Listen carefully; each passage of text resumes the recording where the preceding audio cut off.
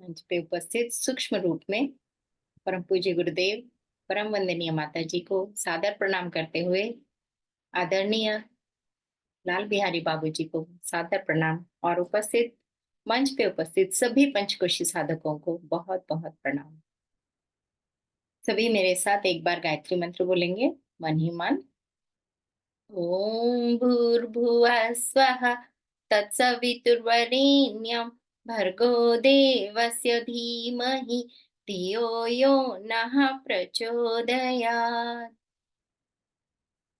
ओम गुरुर्ब्रह्मा गुरुर्विष्णुः गुरुर्देवो महेश्वरः गुरुर्साक्षात् परब्रह्मा तस्मै श्री गुरुवे नमः। ॐ आयातु वरदे देवी त्रयक्षरे ब्रह्मवादिनी गायत्री छन्दसां मातः ब्रह्मयोनिर्नमोऽस्तु ते। ओम श्री गायत्री नमः। मैं पद्मा हिरासकर पुणे से। मैं इस वक्त गृहिणी हूँ और पंचकोश की साधिका हूँ। इतना ही परिचय अपना देना चाहूंगी और फिर आगे हम आज का टॉपिक लेते हैं। सबसे पहले प्राण शक्ति एक दिव्य विभूति। हम सब जगह सुनते आते हैं कि प्राण प्राण प्राण, साधना में प्राण आ जाए तो कमाल हो जाए। कितनी कितनी बातें सुनते हैं हम, है ना। और प्राण की बातें हर कोई कहता है कि अरे वाह प्राण, इसमें ये देखो कितना ज्यादा प्राण लबालब भरा हुआ है। एक नन्हे से बच्चे को अगर हम देखते हैं तो कहते हैं कि वाह कितना अच्छा लग रहा है, कितना प्यारा लग रहा है। हम उसको देखते ही मंत्र मुग्ध हो जाते हैं, है ना। उसको देखते रहते हैं, भाव विभोर हो जाते हैं कि अरे वाह ऐसे होना चाहिए बच्चा हो तो, है ना। तो ये प्राण होता क्या है? शास्त्रों में कहते हैं कि अरे प्राण का मतलब, प्राण को सबसे श्रेष्ठ बोला है, ज्येष्ठ बोला है ना। तो ये प्राण होता क्या है? शास्त्रों में तो कहते हैं कि अरे वाह ब्राह्मी स्थिति तक जो पहुंच जाता है, जो बहुत श्रेष्ठ होता है, जो सर्वोपरि होता है ना, उसे प्राण कहते हैं। हमारी प्रज्ञा, हमारा जो जीवनी शक्ति है, उसको प्राण कहते हैं। संस्कृत में भी प्राण की व्युत्पत्ति प्र प्लस अन धातु से हुई है। अन क्या है? मतलब जो निरंतर चलता रहता है, गतिशील है हमेशा, है ना। अगर प्राण आ गए तो क्या होता है, वो इंसान जिसमें प्राण आ गए तो वो चुप नहीं बैठ सकता, वो उठेगा और कुछ ना कुछ करता रहेगा। हमारे अंदर की जीवनी शक्ति जो है वो हमसे जीवटता कुछ ना कुछ करा के ही रहेगी, चुप नहीं बिठा सकती है। बैठ, जिसके अंदर प्राण होते हैं ना, वो कभी चुप नहीं बैठेगा, वो उठेगा, जागेगा, काम करेगा, दौड़ेगा, भागेगा और अपने लक्ष्य को प्राप्त करने के लिए हमेशा तत्पर रहेगा। तो यह होता है प्राण। प्राण की शक्ति जो होती है हमारी बहुत ही शक्तिशाली होती है, जीवित शक्ति जो बोलते हैं हम, है ना। तो यहाँ तक कि जो पाश्चात्य देश के लोग हैं वो भी इसे क्या कहते हैं, साइकिक फोर्स कहते हैं और लेटेंट हीट बोलते हैं, है ना। तो इससे पता चलता है कि हमारे अंदर कुछ तो शक्ति है जो हमें काम करने के लिए मजबूर कर देती है। हम सब देखते हैं, अगर किसी की प्राण उड़ गए हैं, कहते हैं ना, कैसे पता चलता है हमको? हम नाक के पास उंगली रखते हैं, देखते हैं कि अरे हाँ इसकी श्वास चल रही कि नहीं चल रही है ना। देखते हैं हम कि अरे इसके अंदर के प्राण तो उड़ गए हैं। और इन प्राणों को सच कहो तो मैंने बहुत क्लोजली अनुभव किया है, जब मेरी सासू माँ बहुत ही ज्यादा बीमार थी और जिस दिन उनके प्राण चले गए उस दिन मैं सुबह सुबह ही, ऐसा ही समय था, ध्यान किया था। शांति कुंज से जो ध्यान चलता था, ध्यान करने के पश्चात ध्यान के समय ही मुझे ऐसे लग रहा था, मेरे जैसे स्क्रीन पे मैंने गायत्री माता का वो रखा था, स्क्रीन सेवर, उसके नीचे हंस भी था और मेरे सामने से हंस ऐसे उड़ के जा रहा है और मैं जैसे हंस को पकड़ रही हूँ, अरे रुको रुको रुको, कहाँ जा रहे हो आप? तो यहीं पे रहना है आपको, तो गायत्री माता के साथ रहना है। और फिर रोज ध्यान करने के बाद जाके मैं अपनी सासू माँ के हाथ पैर को ऐसे लगाती थी, मतलब ध्यान की हुई ऊर्जा, वो ऊर्जा जैसे मैं उनको दे रही हूँ, हाथ पैर सब ऐसे रोज मलती थी। तो जिस दिन वो उनके प्राण गए, रोज जब मलती थी तो हमेशा ठंडे हो चुके होते थे, अकड़े हुए लगते थे। तो मैं कहती थी चलो थोड़ा सा प्राण मैं दे दूं, अपने जो भी ध्यान किया है तो ध्यान की ऊर्जा उनको थोड़ी सी दे दो। हाथ पैर ऐसे ये करती थी हमेशा, हाथ और पैरों के तलवों को घस के वो प्राण देते थे। लेकिन जिस दिन गए ना, उस दिन हाथ और पैर के तलवे इतने नरम नरम थे और इतने गर्म थे, जैसे छोटे बच्चे के होते हैं ना, अभी भी मैं उसको फील कर सकती हूँ। और फिर वो इतना मतलब प्यारा सा अनुभव लग रहा था कि सच में प्राण आ गए हैं। लेकिन उस समय चले गए थे, और फिर मैं उनको हिला रही हूँ, आई उठो उठो उठो कह रही हूँ, लेकिन उठ ही नहीं रहे। और फिर देखा तब कि अरे इनके तो प्राण मतलब बिल्कुल आवाज ही नहीं कर रही है, कुछ नहीं कर रही है, हिल नहीं रही है, डुल नहीं रही है, कुछ नहीं कर रही है। और उनका जो था वो कैंसर से गई है, ब्रेस्ट कैंसर से। तो एक हाथ, राइट हैंड इतना मोटा हो चुका था और लेफ्ट हैंड एकदम पतला, पूरी बॉडी पतली थी। और वो एक ही हाथ पे ऐसे करके ही सोती थी और कभी ऐसे सीधा करने नहीं देती थी। लास्ट के 2 मंथ्स उनके बहुत ही मतलब दर्दनाक गए हुए हैं, बहुत बिल्कुल हिला नहीं सकते थे हम उनको, ऐसे ये नहीं कर सकते थे, बहुत मुश्किल, बहुत तकलीफ थी उनको, बहुत पेन रहता था। कंटिन्यूअस एक हाथ में हमेशा पेन रहता था। तो लेकिन जैसे ही वो चली गई तो मेरे जेठ जी को मैंने बोला, उस समय पति तो नहीं थे, तो फिर वो गए हुए थे बाहर। तो उनको बुलाया, मैंने ऐसे बताया, तो उन्होंने सीधा उनकी बॉडी उस दिन सीधी की और सारे मतलब हड्डियां ऐसे कड़ कड़ कड़ कर करते हुए सीधा करते समय मैं वो सब आवाज सुन रही थी, उनको बहुत करीब से महसूस किया था मैंने। तो वो मुझे ऐसे लग रहा था जैसे जब प्राण थे तो बिल्कुल भी हिला नहीं सकते थे, और जब प्राण चले गए तो उनको पूरा ऐसे सीधा किया, कुछ नहीं, एक आवाज नहीं, उनकी दर्द हो रही है कि आवाज नहीं, कुछ नहीं, कुछ नहीं। और मतलब इससे समझ आता है कि प्राण कितना इंपॉर्टेंट है हमारे बॉडी में। हमारे बॉडी के एक एक अंग में प्राण भरा हुआ है। जैसे जब दांत बहुत ज्यादा दुखता है ना, तब पता चलता है कि अरे दांत भी नाम की भी कोई चीज है हमारे अंदर। उस दर्द में प्राण को मैंने महसूस किया। मतलब जब भी कुछ दर्द होता है, बॉडी का एक उंगली भी, छोटी सी उंगली भी कट जाए थोड़ी सी, तो कितना दर्द होता है।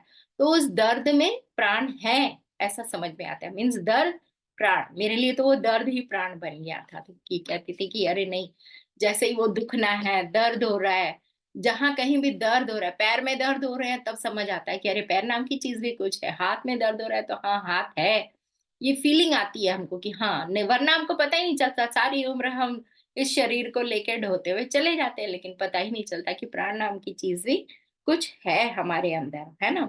और यही प्राण क्या है, प्राण कहाँ से है। शास्त्र भी कहते हैं कि प्राण होता क्या है, प्राण पहले आया, कौन पहले आया, कैसे हुआ, उसकी उत्पत्ति कैसे हुई। तो कहते हैं सबसे पहले ऋषि आए हैं, और यह ऋषि ही प्राण है, यही अग्नि है। प्राण की अग्नि है हमारे अंदर। यह अग्नि जब जलती है तो बस हमें चुप बैठने नहीं देती, उठाती है, कुछ ना कुछ करने के लिए मजबूर कर देती है। और यह प्राण हमें जब हम सो जाते हैं, तब प्राण होते हैं क्या, हम सोच में पड़ जाते हैं ना कि प्राण है कि नहीं है, सो गए हैं। लेकिन नहीं, उस समय हम जितनी ज्यादा गहरी नींद में, अच्छी नींद में, वैल्यू नींद जो होती है ना, उसकी उसमें हम रिचार्ज हो रहे होते हैं। जैसे आजकल हम मोबाइल वगैरह रिचार्ज करते हैं, तो उसको रिचार्ज करते हुए बार बार हिला डुला के देखते नहीं है, बार बार लगा के निकाल के, चार्जर निकाल के ऐसे नहीं देखते हम। बस उसको लगाते हैं और छोड़ देते हैं। तो यही निद्रा में होता है। और निद्रा अवस्था में हमारा जो अचेतन मन है, वह और ज्यादा एकदम ऐसे ही हो जाता है कि बस ब्लैंक, नील, है ना। उस परम चेतन मन के साथ में जुड़ के वह अपनी शक्ति वहां से बटोरता है, सारा खींच के लाता है, प्राण को, दिव्य प्राण को ऐसे खींच के अपने अंदर ले आता है। और फिर जैसे कहते हैं ना, वो रेडियो का स्टेशन कनेक्शन ट्यूनिंग हम करते हैं, तो वो ट्यूनिंग उस समय होती है निद्रा अवस्था में। एकदम ब्लैंक जब हो जाते हैं, जीरो, शून्य जब हो जाते हैं, तो उस अवस्था में वहां से हम वो दिव्य प्राण को खींच के अपने अंदर लाके फिर हम अपने आप को ट्यूनिंग करते हैं। फिर सुबह हम तरोताजा हो जाते हैं और उठ के फटाफट काम करने के लिए तैयार हो जाते हैं। तो नींद भी हमारे लिए बहुत जरूरी है। उसी में वहां पे वो अगर हमारी नींद पूरी नहीं हो रही है, जैसे 8 घंटे हम सो रहे हैं सो रहे हैं सो रहे हैं, लेकिन नहीं हो रही है नींद, क्यों क्यों नहीं हो रही है? क्योंकि हमारा दिमाग जो है ब्लैंक नहीं हुआ है, शांत नहीं हुआ है मस्तिष्क। तो वहां पे हमारा क्या होता है, वो चार्जिंग अच्छे से नहीं होती है। फिर सुबह उठकर चिड़चिड़ होती है, नींद पूरी नहीं हुई, या दिन भर नींद नींद नींद आती रहती है। तो इससे हमें पता चलता है कि हमको प्राणों की रक्षा करनी चाहिए और प्राणों को बढ़ाना चाहिए। चार्जिंग अपने आप को कैसे करना है, ये हमको पता होना चाहिए। अगर हमारी नींद पूरी नहीं है तो 15 मिनट की योग निद्रा कर लेनी चाहिए, है ना। 15 मिनट का हम चाहे नाद बजा ले, और फिर उतनी देर में ऐसी नींद आए। कभी कभी ऐसे होता भी है, मेरे साथ तो हुआ, अभी रिसेंटली भी हुआ है। मैं बस आधा घंटा या पौना घंटा सोई हूँ हार्डली, और ऐसे लग रहा था अरे सुबह हो गई। मतलब उसमें इतनी अच्छी गहरी नींद हो गई थी कि समझ ही नहीं आया कि इतना ज्यादा टाइम हुआ है, ये कम समय हुआ है। देखा तो सिर्फ पौना घंटा ही हुआ है। मीन्स नींद का टाइम का वैल्यू नहीं है, लेकिन हम कितनी गहरी और अच्छी तरह से सोते हैं, उसकी वैल्यू है। तो रिचार्ज करना अपने आप को बहुत ज़रूरी है। अगर आप दिन भर में भी कई बार हमको ऐसा लगता है कि हम नहीं कर पा रहे हैं, मतलब नींद बहुत ज़रूरी होती है। तो उस समय भी 2 पल का ही क्यों ना हो, थोड़ी देर के लिए अपने आप को बस गहरी श्वासों के साथ अपने आप को मिला के खड़े हो जाएँ, बैठ जाएँ या थोड़ी-सी देर के लिए लेट जाएँ। 2 पल का भी नींद वो बहुत बड़ा हमारे अंदर चेंज करता है, रिचार्ज हो जाती है हमारी। तो रिचार्ज की बहुत ज़्यादा हमको ज़रूरत है। कई बार अब है ना ऐसे होता है ना कि हम लोगों को कि कोई हमारे पास आके बैठ जाता है, हमें लगता है नहीं बाबा इसकी जरूरत नहीं है, हमें इससे दूर भाग जाना चाहिए, है ना? क्यों ऐसे लगता है? कभी सोचे? कभी कभी ऐसे लगता है कोई है हमारे साथ में आके बैठ भी गया तो आहा सुकून लगता है, मन करता है कि बस इसके साथ बैठे रहे, चाहे वो कुछ भी ना बोले, है ना, लेकिन रहे हमारे पास। ये क्या है ना? हमारे को ऐसे लगता है ये हमारा तेजो वलय है, ऑरा, हमारी ऑरा, किसी संतों की ऑरा, संतों के पास जाके बैठने का मन करता है। कोई अच्छे हृदय वाला हो, है ना, साधक हो तो उसके पास जाके बैठने का मन करता है। वहां से उठने का मन नहीं करता है। जैसे बाबूजी के पास भी जाके बैठे थे तो मुझे बहुत अच्छा लग रहा था। वो थोड़ी देर का भी मातृ के पास भी जाके जब बैठते हैं तो आहा, ऐसे लगता है कि बैठे रहो, इनके पास कुछ ना बोलो तब भी बहुत कुछ हमको मिल जाता है। चुपचाप शांति से मौन होकर भी बैठ जाए ना तो बहुत सुकून लगता है। और कई बार ऐसे लगता है ना कुछ लोगों के पास बैठ भी जाए ना, नहीं नहीं बाबा बस उठो यहाँ से भागो, वो एनर्जी हमको फील होती है। ये प्राणिक एनर्जी है हमारी, तेजो वलय जो बोलते हैं, और हमारे आसपास पूरा सा घिरा हुआ होता है हमारा यह शरीर, स्थूल शरीर। और जो बीमारियां आ भी रही होती है ना तो वो यहीं से, इस ऑरा का उस लेयर जो आता है, उस लेयर को क्रॉस करके आ रही होती है, वहां पे होती है पहले। अगर हम उस ऑरा को अगर देखना जान जाए, है ना, समझ लें कि ऑरा के अंदर इतनी दूर से ही आ रहा है, हमको पता चल जाता है कि कोई कितनी दूर से आ रहा है। मैंने एक ऐसे ही एक स्टोरी अभी 2-3 दिन पहले ही देखी थी। तो वो पापा जो होते हैं वो हमेशा जब भी अपने बेटा आता है तो बचपन से ही उसको अपने मतलब एकदम गले लगा लेते हैं और उसके हृदय की धड़कनें सुनते रहते हैं हमेशा, अपने हृदय में जैसे। तो ये उनकी आदत होती है, जब भी वो मिलते हैं एक दूसरे को तो बस गले लगा लेते हैं और बस धड़कनों को सुनते रहते हैं। तो जिस दिन वो चले गए थे तो उस दिन सुबह सुबह मतलब 3:30 बजे उन्होंने मतलब उठते ही पत्नी को कहा, उठाया कि उठो उठो देखो बेटा आ गया है। उन्होंने कहा इतना 3:30 बजे कहाँ से आएगा, वो विदेश में था और उसने बताया नहीं था कि वो आ रहा है। तो उठ पापा ने मम्मी को उठाया कि उठो उठो देखो आ गया। तो वो तो बेमन से ची, अरे इतनी जल्दी इतनी सुबह कौन आएगा, कहाँ से आएगा, वो तो इतनी दूर है विदेश में। तो उन्होंने कहा नहीं नहीं आप जाके देखो, दरवाजा खोलो।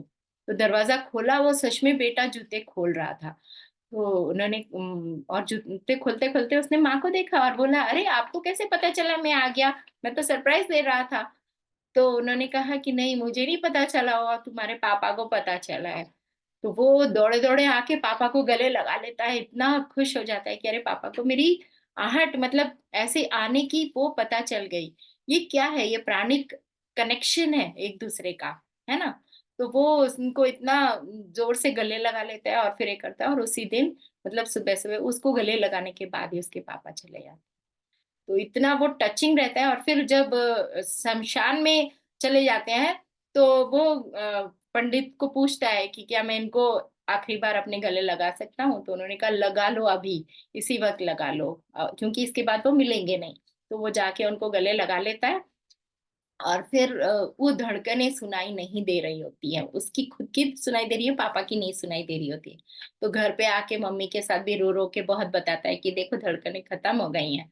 तो उनकी माता जी उनको बोलती हैं कि नहीं धड़कनें खत्म नहीं हुई है, इस परंपरा को तुम आगे बढ़ाओ, इसको अपने बेटे के साथ में शेयर करो, तुम भी अपने बेटे की धड़कनें अपने अंदर सुनो। इस तरह मतलब वो बताती है तो तब से वो वैसे ही करता है। मतलब माँ ने एक संस्कार दे दिया, यह एक संस्कार हो गया, प्राणों का संस्कार है ना, पिता का बेटे के साथ और बेटे का फिर आगे अपने बच्चे के साथ। तो ये प्राणों का संस्कार हमेशा चलता रहे और बढ़ता रहे आगे। तो ये क्या है, शरीर के अंदर ये जो स्थूल शरीर हमको दिखाई दे रहा है अन्नमय कोश का, अन्न से बना हुआ, अन्न क्या बनाता है, प्राण बनाता है। अन्नमय कोश के अंदर एक जो चीज है जो नहीं दिखाई देती है वह प्राण है ना? तो इसी को प्राणमय शरीर कहते हैं। इस प्राणमय शरीर को हम आगे कैसे बढ़ाते रहें, और ये इसका बेस क्या है, किसके ऊपर बेस होता है? यह एक संकल्प लेती है, आत्मा ना एक संकल्प लेती है कि मुझे इस योनि में जाना है, और उसके अकॉर्डिंगली वो संकल्प के साथ में वह स्वरूप धारण करती है, उस योनि में चली जाती है ना? तो ये प्राण का संकल्प लेकर वो प्राण जो है वह, जैसे हम सारे यंत्र देखते हैं, है ना? कोई भी यंत्र आप चाहे लैपटॉप ही देख लो अभी, या फिर बिजली के अपने बल्ब हैं, फैन है, ये सब किससे चल रहे हैं? तो ये सब इलेक्ट्रिसिटी से चल रहे हैं। इलेक्ट्रिसिटी इनका प्राण है ना? तो ऐसे ही इलेक्ट्रिसिटी हमारी हमारे अंदर भी एक काम कर रही है, वह बायो इलेक्ट्रिसिटी है ना? बायो इलेक्ट्रिसिटी ही हमारी प्राण है, यही लेटेंट हीट है, यही है हमारी साइकिक फोर्स, लाइफ फोर्स जिसे बोलते हैं ना, चेतना शक्ति। एक हार्डवेयर तो है, हार्डवेयर के अंदर जब तक वो सॉफ्टवेयर नहीं है तो वह काम नहीं करेगा, हमें पता नहीं चलेगा कि उसके अंदर से वो कैसे काम कर रहा है ना? कौन है, क्या करना है उसके अंदर, सिर्फ हार्डवेयर पड़ा पड़ा रहेगा, उसकी कोई वैल्यू नहीं रहती। जैसे एक शरीर पड़ा हुआ है, यंत्र है पड़ा हुआ है, इसमें ऑक्सीजन भी आ रहा है जा रहा है, लेकिन वो प्राण तत्व गुल है, गायब है। तो हमें पता चल जाता है कि यह शरीर जो इतना सुंदर दिख रहा है, मतलब आउटर पार्ट इतना अच्छा है, लेकिन अंदर का वो लाइफ फोर्स अगर ना हो तो वो काम नहीं कर सकता। तो इसको हम प्राण को और आगे कैसे बढ़ाएं, कैसे उसका संवर्धन करें, इसका बेस होता है इमोशंस, है ना? हमारे अंदर जितने भी इमोशंस हैं, हमारी भाव संवेदनाएं जो है, यही हमको जागृत करती है ना, किसी के प्रति प्रेम, अपने आप के प्रति भी प्रेम, दिव्य प्रेम जब तक होता है तब तक हम अच्छे से काम करते हैं। डॉक्टर हेगडे जो है कार्डियोलॉजिस्ट हैं फेमस, उन्होंने भी कहा है, हेल्थ की डेफिनेशन में उन्होंने कहा कि अगर आप सुबह उठते हो और खुशी खुशी काम पे लग जाते हो, आप हेल्दी हो। इतनी छोटी सी डेफिनेशन, और वो भी एक कार्डियोलॉजिस्ट के थ्रू, ऐसे मैंने कहीं और कभी नहीं सुनी। मुझे बहुत अच्छा लगता है उनके पूरे लेक्चर सुनने में। और वो ये बोलते हैं कि आपके अंदर ट्रिलियंस ऑफ सेल्स हैं, वो सेल्स एक दूसरे के साथ में कैसे काम कर रहे हैं। हर सेल जीवित प्राण है, प्राण का एक एक अणु है, जो ब्रह्मांड का जो बड़ा सा प्राण है, महाप्राण है, उसका ये छोटा सा अणु यह शरीर है, और इस शरीर के अंदर इतने सारे ट्रिलियंस ऑफ सेल्स हैं, और वो सारे जीवित है, हर एक सेल जीवित है। और वो एक दूसरे के साथ में दिव्य प्रेम के साथ, अनकंडीशनल लव के साथ एक दूसरे का हाथ पकड़ पकड़ के काम करते हैं, है ना? पीस एंड हार्मनी के साथ में। वो कभी एक दूसरे से ऐसे लड़ते नहीं है, नहीं नहीं ये मेरा है, स्वार्थ भाव नहीं रहता, परमार्थ भाव रहता है ना? हाथ कभी ये नहीं कहेगा कि मुंह को कि नहीं नहीं मैं क्यों डालू, सब मेरे पास ही रहने दो भोजन। मुंह कभी नहीं कहेगा कि नहीं मेरे लिए ही चाहिए, शरीर को, बाकी शरीर को अंदर नीचे मैं नहीं डालूंगा, इस पाइप में मैं नहीं लेके जाऊंगा, ऐसे कभी नहीं बोलता है ना? तो ये सब इंटीग्रेटेड, एक दूसरे से प्यार से बंधे हुए हैं। दिव्य प्रेम वह शक्ति है जो एक दूसरे को बांधे रहती है, एक दूसरे को चलाती है ना?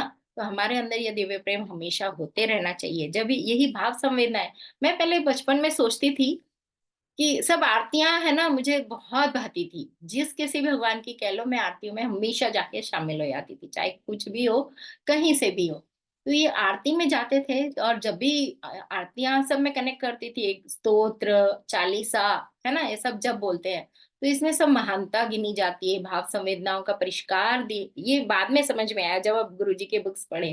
तो यहाँ पे क्या होता है, क्यों इस यहाँ पे जाने के बाद में हमारे अंदर एक पॉजिटिविटी कैसे आ जाती है? जो नेगेटिव थिंकिंग थी, या हम बीमार थे होते हैं तो भी ठीक हो जाते हैं, कैसे ठीक हो जाते हैं? तो वो क्या चीज है जो हमको ठीक करती है? तो वहां पे पता चला, जैसे गणपति की आरती में स्मरणे मात्रे मन कामना पूर्ति, है ना? और फिर हम हर आरती में ऐसे देखते रहते हैं कि विषय विकार मिटाओ, पाप हरो देवा, है ना?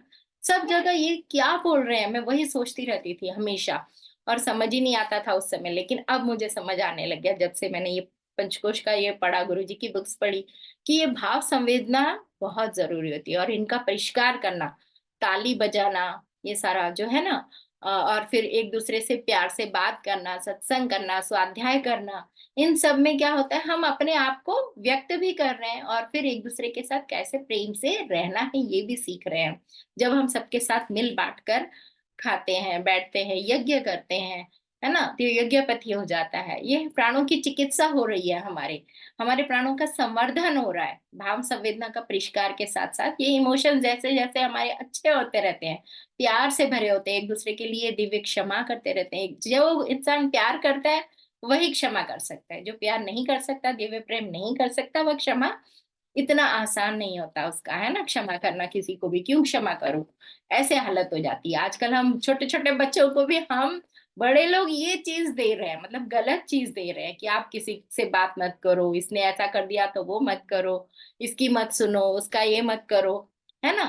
तो हम देख रहे हैं कि हमारे अंदर अच्छी भाव समझ नहीं। छोटा बच्चा कैसे होता है, वो बस अभी लड़ लिया, 2 मिनट में फिर खेलना होता है उसको, तो उसको और सामने वाला यही चाहिए, यही बच्चा, तो वो फटलक से सब भूल जाता है और फिर खेलने में लगे। लेकिन हम बड़े सालों साल, एक जिंदगी नहीं, एक एक पीढ़ी नहीं, पीढ़ी दर पीढ़ी हम उस घृणा को, उस नफरत को, है ना, आगे बढ़ाते चले जाते हैं। और फिर एक दूसरे के लिए हम जैसे वह क्रोध, आक्रोश भरा हुआ रहता है, तो उसकी वजह से हम अपने जीन्स को खराब कर रहे हैं, ये बात हमको समझ नहीं आती उस समय, है ना। और ये पीढ़ी दर पीढ़ी बीमारियां चली जाती हैं, वंशानुवंशी, कहते हैं ना, कैंसर बढ़ रहा है, डायबिटीज है, फिर वो डर हमेशा बैठा रहता है, अरे मेरे पापा को था, मेरे दादा को था, मेरे नाना को था, और मुझे भी हो जाएगा। वो डर एक हमेशा बना रहता है। अगर हम वो अभय प्रदान हमारे अंदर, हमारे जीन्स को ही हम अगर अभय बना दे, है ना, निर्भय बना दे, और एकदम प्राणवान, सबल, सशक्त बना दे, तो वही आगे बढ़ता जाएगा। और हम सबके साथ प्यार से रहें, है ना, तो वही हम आगे बढ़ा सकते रहे हैं।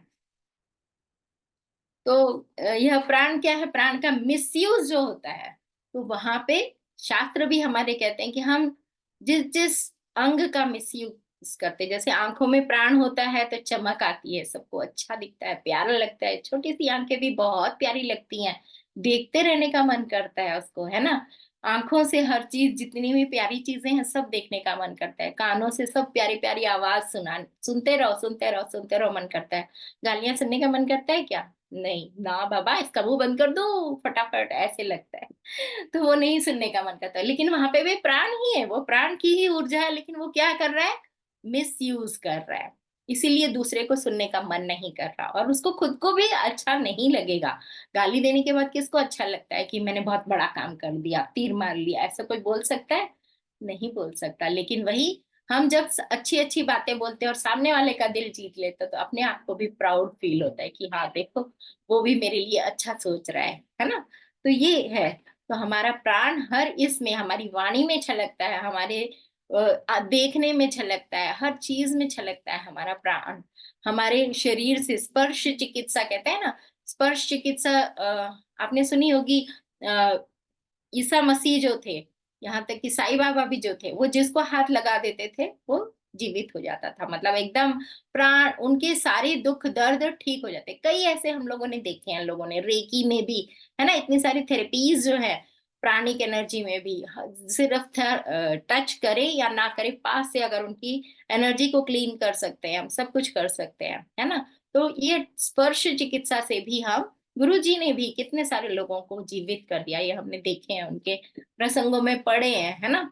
संस्मरणों में भी पढ़ा है कि गुरु जी ने इनको ठीक कर दिया, इनकी बीमारी को ठीक कर दिया, इनको फिर से जीवित कर दिया। कैसे कर दिया, ये प्राण कैसे आ गए उनमें, है ना। तो हमको देखना है कि प्राण चिकित्सा नाम की भी कोई चीज होती है, और फिर उसमें हम ये सारा हम कर सकते हैं। ऐसे ही न्यास योग चिकित्सा भी है, जिसके अंदर हम मानसिकता को बदलाव करते हैं। मानसिक जो हमारा है, हमारे प्राण हमारे मन पे, जैसे अभी हमने कहा, इमोशंस के ऊपर डिपेंड करते हैं। हमारे इमोशंस, भाव संवेदनाएं जैसी हैं, अच्छी हैं तो बहुत अच्छा होता रहता है, और बुरी है तो वो दूषित प्राण हमारा जिस जिस अंग में जाता है, उस अंग को खराब करता है, उसको इफेक्ट करता है ना। वही तो हमारी उपत्यकाओं में चला जाता है, और वहां पे गांठ बन के वह कैंसर तक का रूप धारण कर लेता है। डायबिटीज हो जाती है, किडनी खराब हो जाती है, हार्ट फेलियर हो जाता है, लंग्स में कैंसर हो जाता है, गले में हो जाता है कईयों का, आजकल हम देख रहे हैं।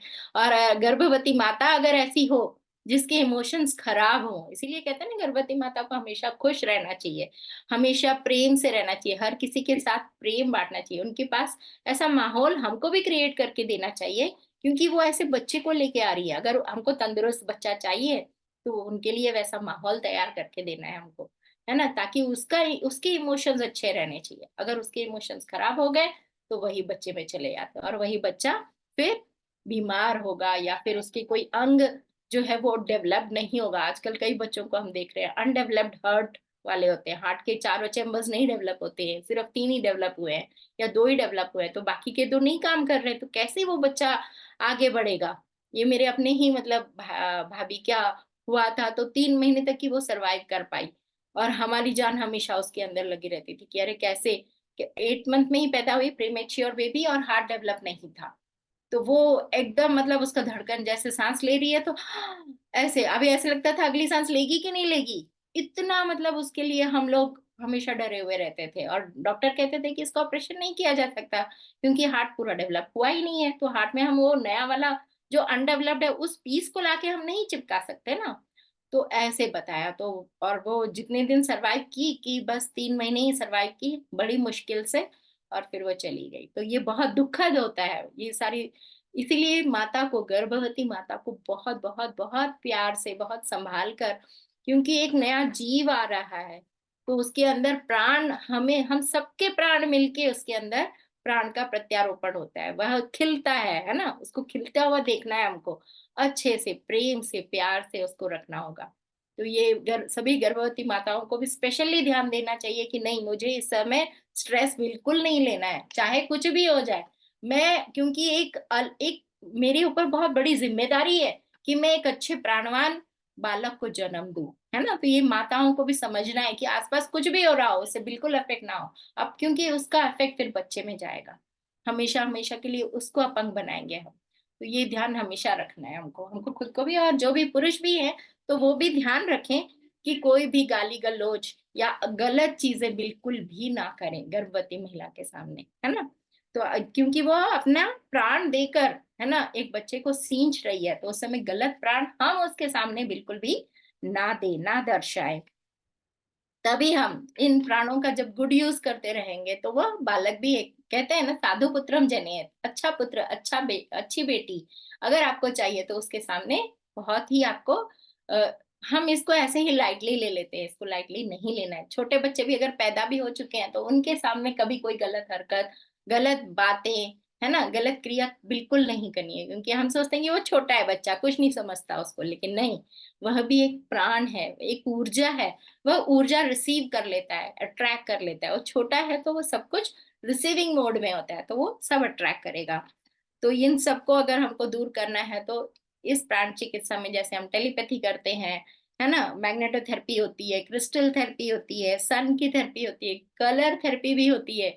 कलर रंगों से भी हम एक एक का मतलब जो भी दूषित प्राण है उसको ठीक कर सकते हैं, है ना। फोटो थेरेपी होती है, फोटो को देख देख के भी कर सकते हैं, फोटो के ऊपर हम मंत्र चिकित्सा कर सकते हैं।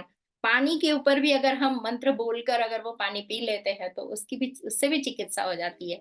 तो ये सारी चिकित्साएं भी हम कर सकते हैं, इससे हम अपने प्राणों का संवर्धन कर सकते हैं, प्राणों को और आगे आगे आगे बढ़ाने का काम कर सकते हैं, है ना। तो प्राणों का संवर्धन करना बहुत जरूरी है, और इसके लिए हमें स्वाध्याय और सत्संग, हम अपना ही स्वाध्याय करते रहें कि हम कैसे दिख रहे हैं, कैसे बोल रहे हैं, क्या कर रहे हैं, कहाँ गलती हो रही है। हमारी गलतियों को हमें ढूंढना है। ध्यान करने के लिए जब भी हम बैठते हैं तो गुरुजी यही कहते हैं ना कि ध्यान में आपको आपकी गलतियां दिखी, नहीं दिखी, तो इसका मतलब आपका ध्यान पूरा नहीं हुआ, आपको और ध्यान करना चाहिए, और गहराई में ध्यान करना चाहिए। तो ये हमारा प्राणों का कैसे आगे बढ़ाना है। प्राणों का आकर्षण विकर्षण भी होता है। हम देखते हैं ना आजकल, अरे हर कोई कहता है कि स्त्री और पुरुष में तो बहुत ज्यादा दिखाई देता है, वो ऐसे लगता है जैसे अरे दोनों एक दूसरे में से ही बने हुए हैं, दोनों के जैसे एक ही प्राण है और दो शरीर में आ गया। कैसे आ गया, ये क्या है, क्या चीज है। वो प्राण के भी एक आयन्स होते हैं, वो आयन्स जो होते हैं, जो मेरे आयन्स, जो अपने आयन्स होते हैं वो दूसरे में हम शेयर कर लेते हैं, तो उसके सामने वाले के आयन अपने में और अपने आयन उनमें चले जाते हैं। तो दाम्पत्य प्रेम जो होता है, कपल लव जो कहते हैं, वो इसीलिए सबसे ज्यादा श्रेष्ठ माना जाता है। वहीं पे सबसे ज्यादा मतलब प्राणों का एक दूसरे को आदान प्रदान होता है, उस एनर्जी का, है ना, लाइफ फोर्स की वो आदान प्रदान होता है, और फिर इसी के लाइफ फोर्स वहां पे गए होते हैं और वहां के इधर आए होते हैं, इसीलिए उनमें बहुत ज्यादा अट्रैक्शन होता है ना, एक दूसरे को छोड़ के नहीं रह सकते, बहुत ज्यादा एक दूसरे के अंदर ये हो चुके थे प्राण। हमारे जैसे वो पहले बचपन में हमने सुने थे ना कि अरे इस राजा के प्राण ना उस तोते में है, तब मैं समझ नहीं पाती थी कि अरे ऐसे कैसे हो सकता है कि तोते में प्राण है, नहीं नहीं। और आज हम देख रहे हैं हर बच्चे बच्चे या किसी भी इंसान में, स्त्री पुरुष में, उसके पास से क्या छीन लो तो उसके प्राण निकल जाते हैं, एनी आइडिया? आजकल मोबाइल में प्राण बसे हैं हमारे, इंसानों में नहीं बसे हैं। है ना? तो ये मोबाइल में प्राण बसना क्या होता है, अभी देखते हैं तो वो स्टोरीज सही लगती है कि हाँ, इनके प्राण इसमें बसे हैं, उसके प्राण उसमें बसे हैं, है ना? तो हमारा जिस चीज में हमारी जीवट लग जाती है, मन लग जाता है, उससे प्यार हो जाता है, उसको हम छोड़ के एक पल भी नहीं रह सकते, तो वो प्राण हमारा हम वहां पे दे रहे हैं। तो हमें देना चाहिए, कितना देना चाहिए कितना नहीं देना चाहिए हमें खुद सोचना चाहिए। वो कहते हैं कि शादी के बाद भी या स्त्री पुरुष में जो होता है वो सम अगर रहेंगे, दोनों की एनर्जी सेम रहेगी, तो वो प्राण अच्छे से काम करते हैं। अगर किसी की बड़ी है किसी की कम है, जैसे बड़ी स्त्री एज में बड़ी स्त्री है और फिर पुरुष कम है, तो फिर वो है, क्या होगा, वो औरत जो होती है, जो बड़ी होती है, जो बड़ा होता है, वो छोटे का चूस लेता है, प्राण को चूस लेता है। ऐसे ही मर्दों में भी होता है, जो बड़े मर्द होते हैं वो छोटी औरत अगर ले आते हैं, छोटी अपने लिए, वो उसका प्राणों को चूसते हैं। वहां पे वो सम नहीं रहता, एक दूसरे के लिए वो प्रेम वैसा नहीं रहता, वो बस एक दूसरे का शोषण करना होता है फिर, है ना? जो डोमिनेटिंग होता है वो छोटे वाले को शोषण कर लेता है। तो ऐसा हमको नहीं बनना है, ऐसे नहीं करना है ना? तो वहां पे फिर वो लॉन्ग टर्म में नहीं चलता है, फिर वो क्या होता है, उसकी जो स्त्री होगी या उसका जो पुरुष होगा, वो हमेशा बीमार रहेगा। एक जो होगा, जो शोषित हो चुका होगा, वो हमेशा बीमार रहेगा, या तो मानसिक रूप से या तन से, शरीर से भी वह हमेशा कुछ ना कुछ रोग उसको हमेशा लगे रहेंगे। और ये हम देख भी रहे हैं आसपास, हमारे जितने भी लोग हैं, सभी में जितने जहां भी रोगी दिखाई दे रहा है, तो बस वहां पे वही हो रहा है कि शोषण हो रहा है उसका, है ना? तो इसीलिए वह रोगी हो गया। तो उसको कैसे हमको बचाना है या कैसे उसको आगे बढ़ाना है, कैसे उसके प्राण की रक्षा करनी है, तो ये हमको सोचना पड़ेगा। हमारे अंदर की दृढ़ इच्छा शक्ति जो होती है, वह भी प्राण है। हमारा संकल्प प्राण है, ऋषि प्राण है, अग्नि प्राण है। हमारे अंदर की जीवित अग्नि जो है, जीवाग्नि, यह हमारा प्राण है। तो हमारे प्राणों को हमको कैसे संवर्धन करना है?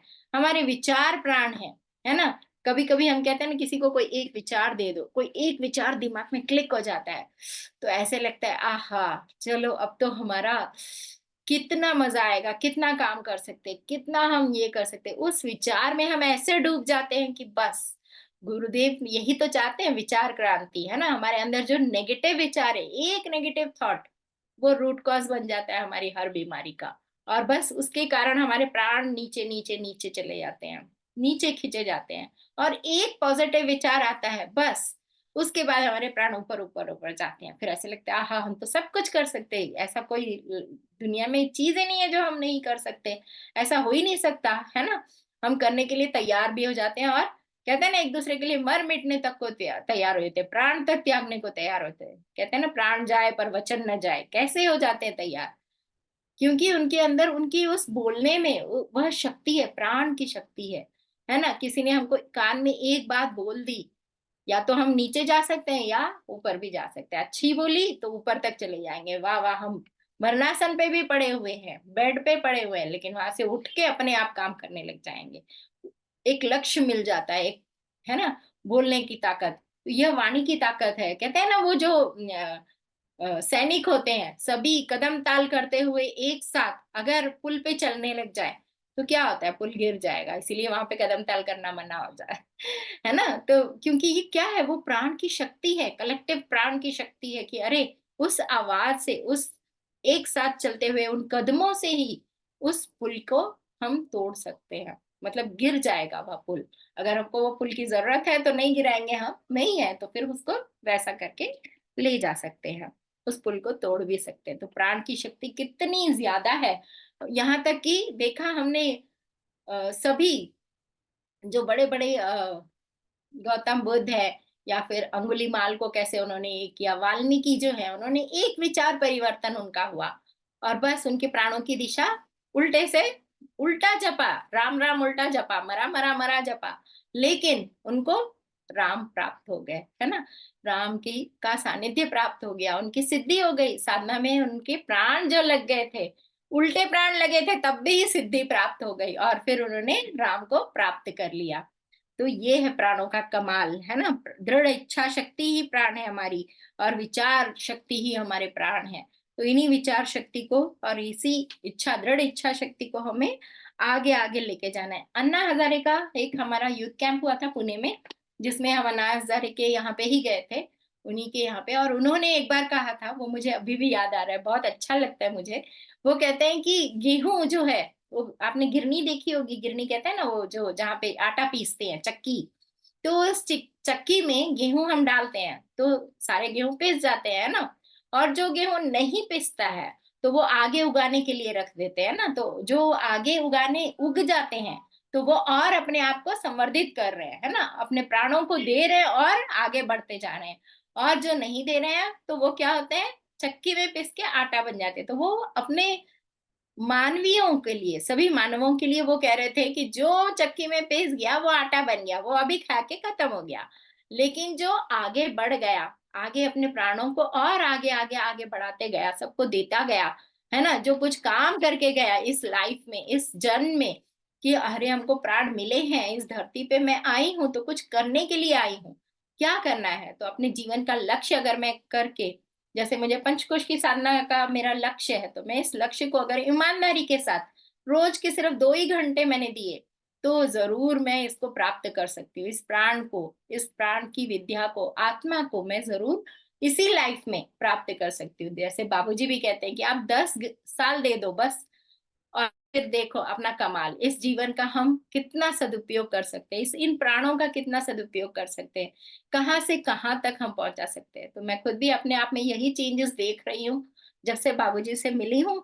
तो बस कुछ ना कुछ मेरे अंदर तो हो ही रहा है। हाँ, सबसे बड़ा चेंज तो मेरा अपना वेट जो कम हो गया, वो मुझे बहुत ही ज्यादा लगता है, जो मुझे सोचती थी कि कभी नहीं होगा मेरा कम, क्योंकि मैंने पहले जन्म शताब्दी के पहले 5 वर्षों से ही मैं एक ही टाइम अन्न खाती थी और फिर देखती थी, तब भी मेरा कुछ नहीं होता और मेरा कुछ नहीं बिगड़ता, कुछ 1 इंच कम नहीं होता, और ना ही मैं मन से तन से किसी भी चीज से बिल्कुल भी कोई अफेक्ट अफेक्ट ही नहीं होता, कुछ चेंज नहीं होता। तो मेरे अंदर वो धारणा बन चुकी थी कि नहीं नहीं कुछ नहीं होगा। लेकिन जैसे ही बाबूजी आए थे तो बाबूजी ने अन्न पे ये कर दिया कि तुम अन्न बिल्कुल ही छोड़ दो। मैं सोचने लगी मैं बिल्कुल छोड़ दूंगी तो मर जाऊंगी, जीऊंगी कैसे, जितना खा रही हूँ वो तो कम ही खा रही हूँ। तो फिर उन्होंने कहा नहीं नहीं, आप अन्न छोड़ो फिर देखो। तब से फिर देखा कि मेरा प्राण फिर सिर्फ वेजिटेबल्स पे रहने लग गई। 3 साल तक मैंने किया और फिर उसकी वजह से अपने प्राणों में भी वो डिफरेंस मुझे समझ में आया। मैं हर चीज को पता करने लगी, अपने ऊपर ही अपना एक्सपेरिमेंट करती गई कि हाँ मेरे प्राण इस समय कैसे है, इस समय कैसे है, ये क्या है, मतलब अपने शरीर के अंदर एक एक चीज जा रहे हुए, पानी भी जा रहा है तो कहाँ से कहाँ जा रहा है, कौन सा आने जा रहा है तो उसका क्या असर पड़ रहा है मेरे बॉडी पे, ये सब कुछ मैंने देखा। और प्राणों को भी देखा कि हाँ मेरे प्राण यहाँ पे अच्छे लग रहे हैं, अच्छा ठीक है, जब मैं दुखी हो जाती हूँ तो तब कैसे होते हैं, और जब मैं बहुत खुश रहती हूँ तो तब मेरे प्राण कैसे, आहा मजा आ रही है। तो वो हर पल मजा लेने की बात जो बाबूजी कहते हैं वो समझ आने लग गया। और फिर तब से मैंने अपने आप को चेंज कर लिया, अपना नाम आई एम द हैप्पीनेस ही रखा था मैंने। और तब से मैं देखती हूँ हर जगह जब भी नेगेटिविटी थोड़ी सी भी मेरे अंदर आती है, मैं कहती हूँ कि नहीं मुझे ये अंदर नहीं लेना है। और आ गई, टिक भी गई, तो फिर उसको मैंने न्यास योग जो रीटा दीदी से सीखा है उसके थ्रू अपने अंदर मानसिकता बदलाव के मैं हमेशा कोशिश करती रहती हूँ कि हाँ मुझे ये वाली चीज है तो ठीक है, इसको दिव्य प्रेम अंदर लेना है मुझे, और जो नेगेटिव है उसे बाहर निकालना है, और आ भी गया है तो उसको दिव्य क्षमा करके उसको, उससे मुझे अपने आप को छुड़ाना है। तो ये मुझे बहुत ही अच्छा लगता है। तो चलिए हम सब मिलकर अपने अपने प्राणों के साथ एक संकल्प लेते हैं कि हम आज से, अभी से रोज का सिर्फ 2 ही घंटा अपने आप को देंगे और अपने प्राणों का संवर्धन करते रहेंगे। सभी को प्रणाम। जय गुरुदेव।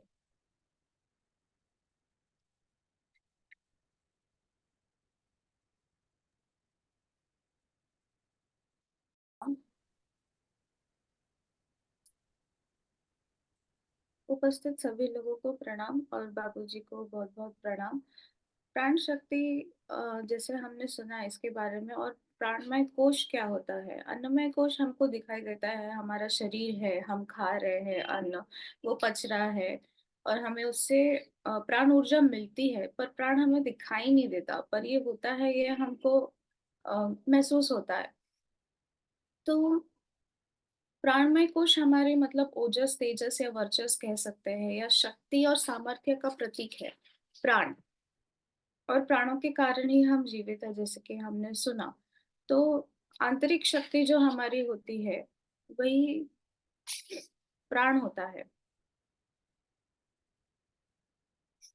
और ये हमारे शरीर में हर जगह होती है। तो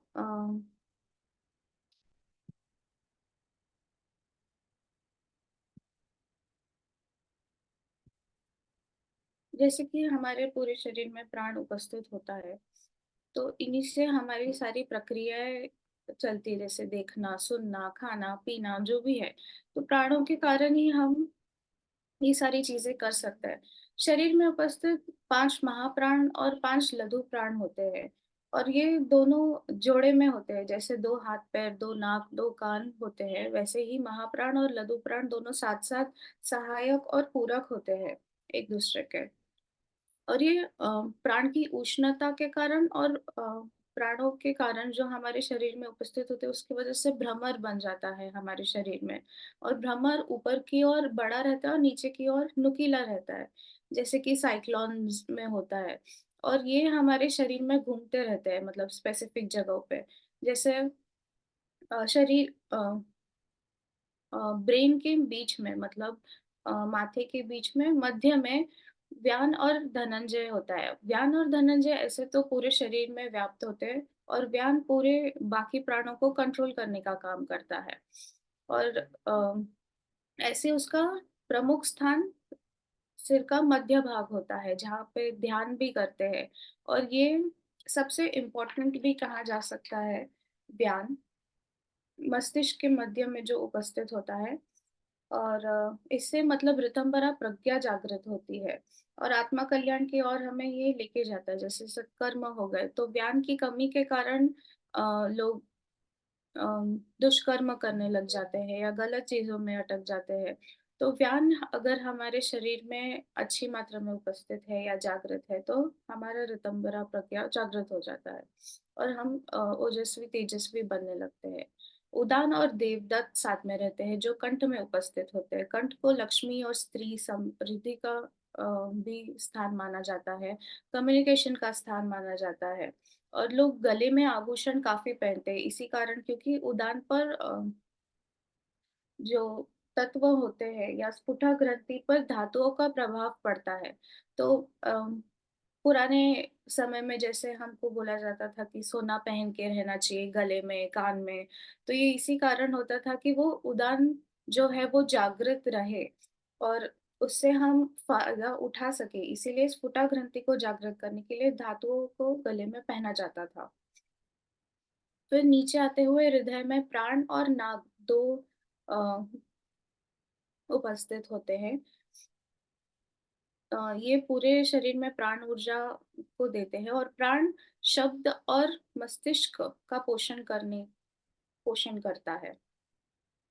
फिर नीचे आते हैं हम, सोलर प्लेक्सस जहाँ होता है, हमारा पाचन स्थान होता है, वहाँ पे समान और कृकल होता है। पाचन का कार्य करते हैं और ये पित्त का प्रतिनिधित्व करता है समान।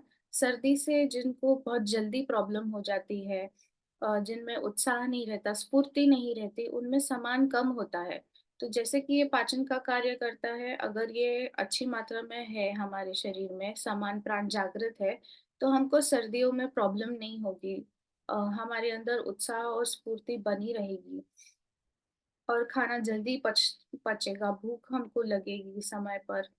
और जिन लोगों में जैसे हम नीचे आते हैं, मूलाधार में स्थित होता है अपान और कूर्म। तो कूर्म मतलब कछुआ जैसे वो रहता है। अपान जो भी मल-मूत्र और शरीर में अन्य मल का विसर्जन और त्याग करने के लिए अपान कार्य करता रहता है। ऐसे भी माना जाता है कि जिन 2 लोगों में अपान साम्य होता है या समानता होती है उस प्राण ऊर्जा की, तो वो लोग घनिष्ठ मित्र बन जाते हैं। तो ऐसे लोगों को मतलब प्राण सखा भी कहा जाता है और ऐसे कई एग्ज़ाम्पल्स हमारे आस-पास भी रहते हैं। तो वो इस कारण कि उनमें अपान प्राण की समानता होती है।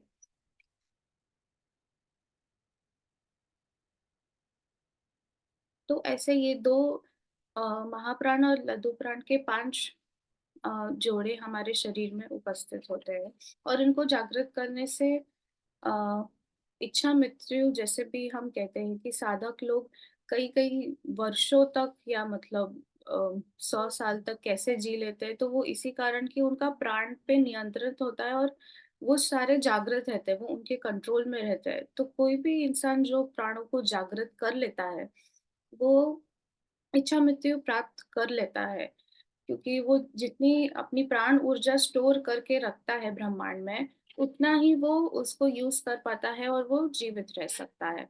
तो प्राणमय कोश को हम जागृत कैसे करें? तो ऐसे कि हमको पता है कि इतने है और हम इनका लाभ उठा सकते हैं कि ये ओजस, तेजस और वर्चस का प्रतिनिधित्व करते हैं। प्राण शक्ति से मनुष्य को ऐश्वर्य, पुरुषार्थ, तेज और यश प्राप्त होता है। और प्राणमय कोश अ, में ज़्यादातर मतलब इनको फ़ायदा कैसे उठा सकते हैं कि हम प्राणायाम कर सकते हैं। बंद मुद्रा और प्राणायाम ये तीनों अ, सिद्ध करते हैं प्राणमय कोश को। तो प्राणायाम के 3 से 4 इम्पोर्टेंट जो है, जो सिद्ध करने के लिए यूज़ होते हैं, वो नाड़ी शोधन, प्राणाकर्षण प्राणायाम, सोहम साधना और विशेष प्राणायाम जो मनोविकारों के लिए होते हैं। नाड़ी शोधन हम कैसे करते हैं? अ, जितने भी 72,000 नाड़ियाँ हमारे शरीर में फैले हुए हैं, उनका शोधन करती है। तो एक-एक नाड़ी हम साफ करने बैठेंगे तो होगा नहीं। बट प्राणायाम से सभी शरीर में एक-एक नाड़ी उससे क्लीन होती है और ये काफ़ी सिंपल है। नाड़ी शोधन की विधि है कि पहले सबसे पहले लेफ्ट से 3 बार साँस लेकर रोकना है और फिर 3 बार राइट से साँस लेकर रोककर छोड़ना है। तो ये दोनों साइड से करने के बाद बीच में से जब हम दोनों नाखूनों से साँस लेकर कुंभक कर कर उसे मुँह से छोड़ देना है। तो ये 1 राउंड हुआ और इसमें भाव ज़्यादा इम्पोर्टेंट है कि हम लेफ्ट से ठंडी ऊर्जा ले रहे हैं, राइट से गरम ले रहे हैं और अ, दोनों ऊर्जा लेकर हमारे इसमें सभी नाड़ियों का शोधन हो रहा है। इस भाव से करने से नाड़ी शोधन प्राणायाम अच्छे से होता है। प्राणाकर्षण सबसे सरल और सबसे महत्वपूर्ण प्राणायाम है। इसमें हम किसी अच्छी जगह पर मतलब शांत जगह पर बैठकर कर सकते हैं और इसमें गुरुजी के काफ़ी अच्छे शब्द हैं जो लिखे हुए हैं कि रेचक करते समय ये भावना करनी चाहिए कि शरीर में संचित मल, रक्त में मिले हुए विष, मन में धसे हुए विकार, ये सभी साँस छोड़ते समय हमारे शरीर से बाहर निकल गए हैं और साँस लेते समय मतलब पूरक के समय हमारे अंदर प्राण लबालब भरा हुआ है, हमारे अंदर प्राणों का आकर्षण हो रहा है, हमारे अंदर प्राण बल बढ़ गया है और हम अ, प्राण से भर गए।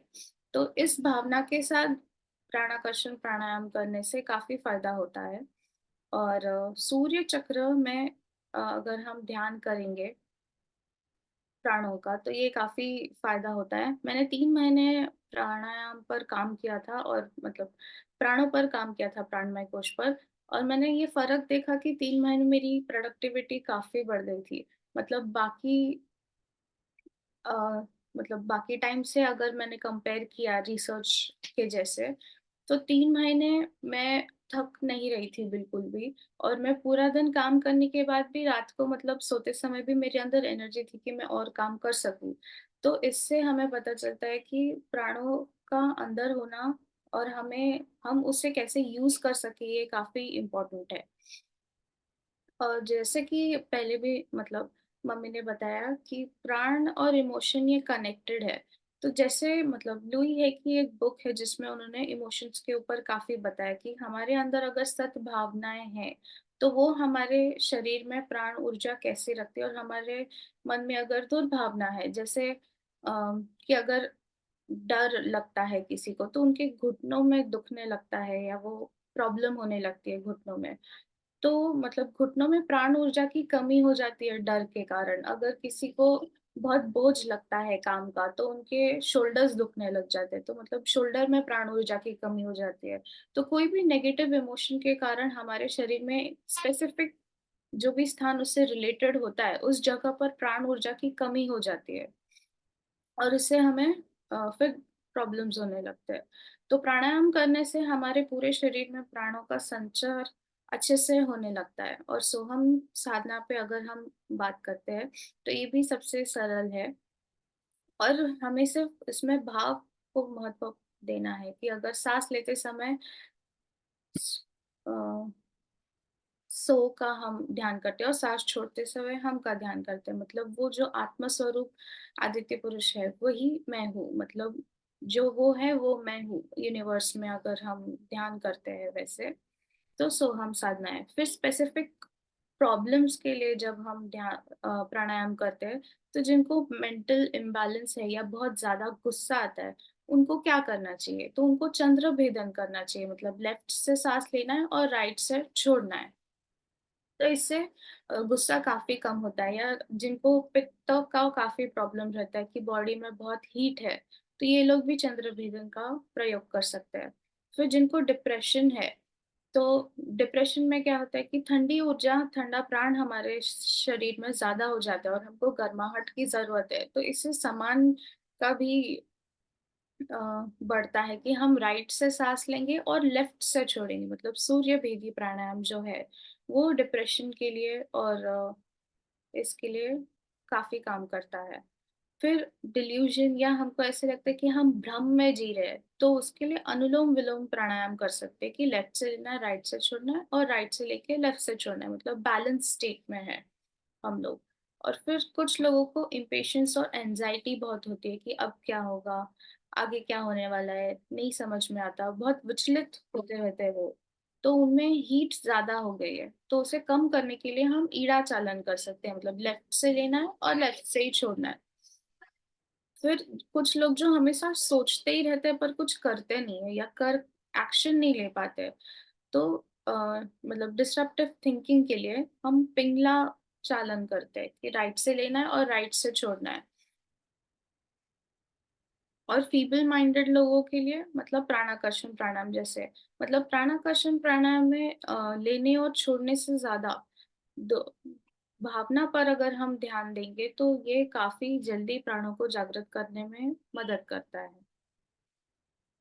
इसके बाद आते हैं हम बंध पर, कि बंध 3 होते हैं और ये तीनों बंध हमारे अंदर उपस्थित जो 5 महाप्राण और 5 लघु प्राण हैं, उनको जागृत करने में मदद करते हैं। सबसे नीचे मूलबंध जो नीचे उपस्थित प्राण को जागृत करने में मदद करता है। फिर पेट में उद्यान, सोलर प्लेक्सस में, और फिर जालंधर बंध। तो ये तीनों बंध पूरे शरीर में जो भ्रमर होते हैं प्राणों के, उनको जागृत करने में और उनको खोलने में मदद करते हैं ताकि वो पूरे शरीर में अच्छे से काम कर सके।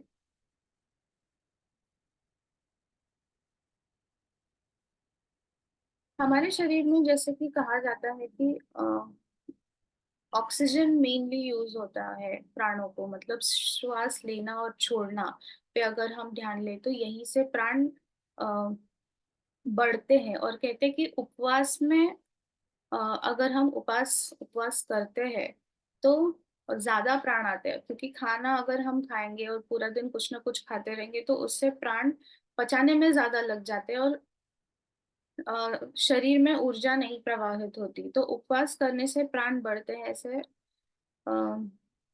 माना जाता है। और रक्त में 1/4 भाग ऑक्सीजन का होता है, तो जिन लोगों में मतलब जब जब हम लंबी गहरी पूरी सांस नहीं लेते, तब हमारे शरीर में प्राण ऊर्जा की कमी हो जाती है और उसके कारण हमारी जठराग्नि भी मंद पड़ने लगती है। तो हमेशा हमें सांस पूरी, लंबी और गहरी गहरी लेनी चाहिए। ये सबसे इजिएस्ट है जो हम कर सकते हैं अपने प्राण ऊर्जा को अ, बनाए रखने के लिए।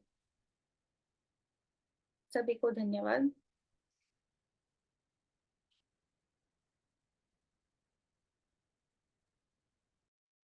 जी दीदी, बहुत बहुत धन्यवाद। जी, अभी 6 मिनट का समय है।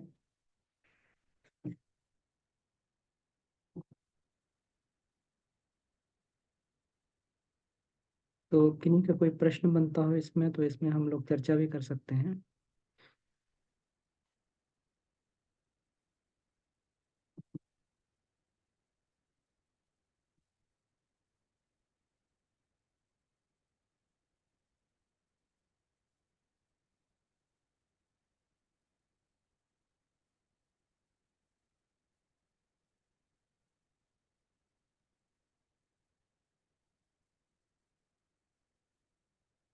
तो अभी पद्मा दीदी आपको बहुत बहुत धन्यवाद, और गायत्री दीदी बहुत बहुत धन्यवाद। आपने पद्मा दीदी बड़े ही अम, जो प्रैक्टिकल शब्दों में आपने इसको बताया अपने अनुभव के माध्यम से। तो प्राण का क्या स्वरूप होता है, और गायत्री साधक की ये विशेषता रहती है कि उसके अंदर सूक्ष्म दृष्टिकोण उसका विकसित होने लगता है। वो प्राण के आवागमन को देखने लगता है, और तभी जिसे कहते हैं गायत्री माता प्राणों की रक्षा करती है। तो उसके पीछे विज्ञान और दर्शन यही है कि उसमें जो है कि साधक के अंदर इतनी सूक्ष्मता आ जाती है, इतनी सूक्ष्म दृष्टि से वह प्राण को देखने लगता है कि प्राण कहाँ जा रहा है, कहाँ से आ रहा है। तो वहां पर जो है प्राण के महत्व को समझता है जो कि सामान्य व्यक्ति उस चीज को नहीं समझ पाता है। सामान्य व्यक्ति केवल इसको एक स्थूल शरीर, स्थूल कलेवर मात्र मानकर चलता है। लेकिन गायत्री साधक का दृष्टिकोण इतना विकसित हो जाता है सूक्ष्मता के साथ में कि वो उसको दिखने लगता है कि ये जो है कुछ नहीं, प्राण का आवागमन ही है। अगर शरीर में कोई भी, कहीं पर भी अगर कुछ चल रहा है, कोई कोई इसमें कोई कोई क्रिया चल रही है, प्रतिक्रिया हो रही है, या मन में कोई क्रिया प्रतिक्रिया हो रही है, तो ये सारी प्राण के आधार पर ही है। तो फिर उसकी पूरी की पूरी जो है एक्टिविटी फिर उसी के आधार पे चलने की, प्राण के आधार पे चलने लगती है। और वही प्राण आगे चल के, गुरुदेव कहते हैं कि प्राण का जागरण महान जागरण है। वही प्राण आगे चल के जब पूजनीय बनता है। अभी तो हम लोग जो है जिस प्रकार से एक प्राण बड़ी एक विभूति, एक संपत्ति है हमारे लिए, जितने इसको बचाया जाए, जितना को संरक्षित किया जाए, उसी प्रकार से होता है। जैसे जैसे हमारा बैंक बैलेंस होता है। हम लोग जो है आगे जो कोई हमारे ऊपर विपत्ति आती है, तो आपत्ति विपत्ति के लिए हम लोग जो है तैयार रहते हैं। कुछ धन हम लोग जो हमेशा सेविंग करके रखते हैं कि कभी भी कुछ आएगा तो ये हो जाएगा। तो इसीलिए हमारा जो है ये प्राण को भी जब साधक ये करता है कि इसको धीरे धीरे बचाने लगता है, और ये एक संपत्ति विभूति के रूप में प्रकट होता है, एक इन्वेस्टमेंट होता है। आगे चल के कोई भी चीज हम जो है प्राण के आधार पर हम लोग अर्जित कर सकते हैं जीवन में। किसी भी प्रकार की विभूति, प्राण का दूसरा मतलब विभूति होता है। अगर हम अपने अपने क्षेत्र में, अपने कार्य क्षेत्र में आगे बढ़ना चाहते हैं, अगर हम अपने साधना के क्षेत्र में आगे बढ़ना चाहते हैं, तो जिस प्रकार से प्राण को धन को खर्च करके संसार की किसी स्थूल वस्तु को खरीदा जा सकता है, उसी प्रकार से हम लोग प्राण को खर्च करके सभी प्रकार की आध्यात्मिक और भौतिक उपलब्धियां हम लोग अपने जीवन में प्राप्त कर सकते हैं। तो इतना सूक्ष्म दृष्टिकोण जब गायत्री साधक का विकसित होता है, तब कहते हैं कि गायत्री जो है प्राणों की रक्षा कर रही है। गायत्री वास्तव में हमारे अंदर ऋतंभरा प्रज्ञा को जागृत करती है। और ऋतंभरा प्रज्ञा ही एक ऐसी विद्या है, ऋतंभरा ही एक ऐसी विद्या है कि जो मनुष्य को बताती है कि तुम्हारा जीवन का उद्देश्य क्या है। तुम्हें हमेशा आगे बढ़ना है, ऊर्ध्वगामी रहना है, आगे की ओर बढ़ना है, अपना आत्मनिर्माण करना है। और जब ये होता है तो सबसे पहले जो साधक अपने प्राण की रक्षा करना प्रारंभ करता है। और जिस प्रकार से धर्म की रक्षा करने से धर्म मनुष्य की रक्षा करता है, उसी प्रकार से प्राण प्राण की रक्षा करने से ये प्राण जो है मनुष्य की रक्षा करने लगता है। उसकी सारी क्रियाकलाप अपने अपने जो है व्यवस्थित ढंग से चलने लगते हैं। शरीर की सारी क्रियाएं एक प्राण जो है सजग प्रहरी की तरीके से हमारी रक्षा करता है। हमारे अंदर विभूतियाँ प्रकट होती हैं, हमारे अंदर विशेषताएँ प्रकट होने लगती हैं, रोग प्रतिरोधी क्षमता बढ़ जाती है, मानसिक स्तर पर जो है तेज बढ़ने लगता है, व्यक्ति तेजस्वी होने लगता है, उसका ऑरा बढ़ने लगता है, उसकी वाणी में प्रभाव आता है, उसके चेहरे पर प्रभाव आता है, उसके अंदर दीप्ति और कांति बढ़ने लगती है। और यही प्राण ऊर्जा आगे चल के ओज, तेज और ब्रह्म वर्चस्व में बदल जाती है। यही जो है व्यक्ति को आगे चल के उसको जीवन में आत्मिक उत्कर्ष की ओर ले जाती है। तो प्राणमय कोश इसलिए एक कक्षा पूरी इसीलिए रखी गई इस बार कि हम लोग प्राण के स्वरूप को भली भांति समझ पाएं, और इसको जो है बिल्कुल एकदम एकदम बिल्कुल गहन अध्ययन करके, क्योंकि गायत्री साधक और उच्च स्तरीय पंचकोशीय साधक के लिए ये बहुत ही महत्वपूर्ण है। क्योंकि प्राण ही वो एक ईंधन है जिसके सहारे हमारी आगे गाड़ी चलने वाली है। और अगर प्राण बल नहीं रहेगा तो फिर जो है उसमें आगे चल के इसमें जो है हम लोग साधना के मार्ग पे आगे नहीं बढ़ सकते, क्योंकि प्राण का ही कन्वर्जन होता है। अगर प्रेम अगर जागृत होगा तो प्राण के माध्यम से ही जागृत होगा।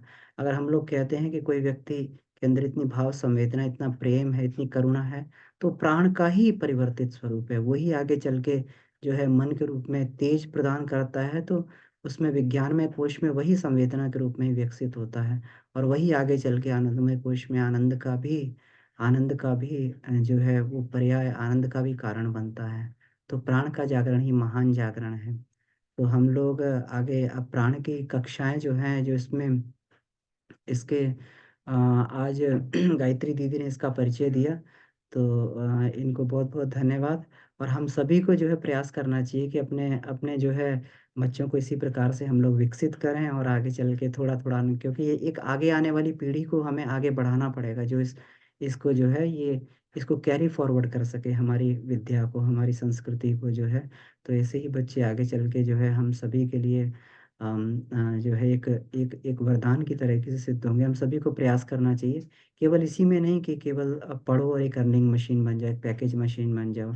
हमें जो है आध्यात्मिक विभूतियाँ से भी, संस्कारों के माध्यम से भी बच्चों को इसी प्रकार से आगे बढ़ाते रहना चाहिए। स्नेह के माध्यम से, सद्भाव के माध्यम से, उनके उनके जो है उत्साहवर्धन के माध्यम से उन्हें ऐसे आगे बढ़ाते रहें। तो आपको बहुत बहुत धन्यवाद। आगे प्राण का किस प्रकार से हम लोग जो है इसके जो तरीके बताए गए, तो ये सारी इस पर जो है हम लोग डिटेल कक्षाएं हम लोग आगे करेंगे, और बड़ी सिंसियरली हम लोग जो है इसको प्राणमय कोश को हम लोग सिंसियरली इसको अपना परिष्कृत करने का और बढ़ाने का प्रयास करेंगे। ठीक है, तो आगे चल के प्रश्नोत्तरी का सेशन है। बाबूजी भी इसमें है, बाबूजी ने प्राण के ऊपर बहुत साधना की है। तो निवेदन है बाबूजी, आपको बहुत बहुत प्रणाम, आप कृपया आएँ और हम सभी को जो है इसमें मार्गदर्शन भी दें। जी। जी बाबूजी, आप अपना वीडियो ऑन कर सकते हैं। जी।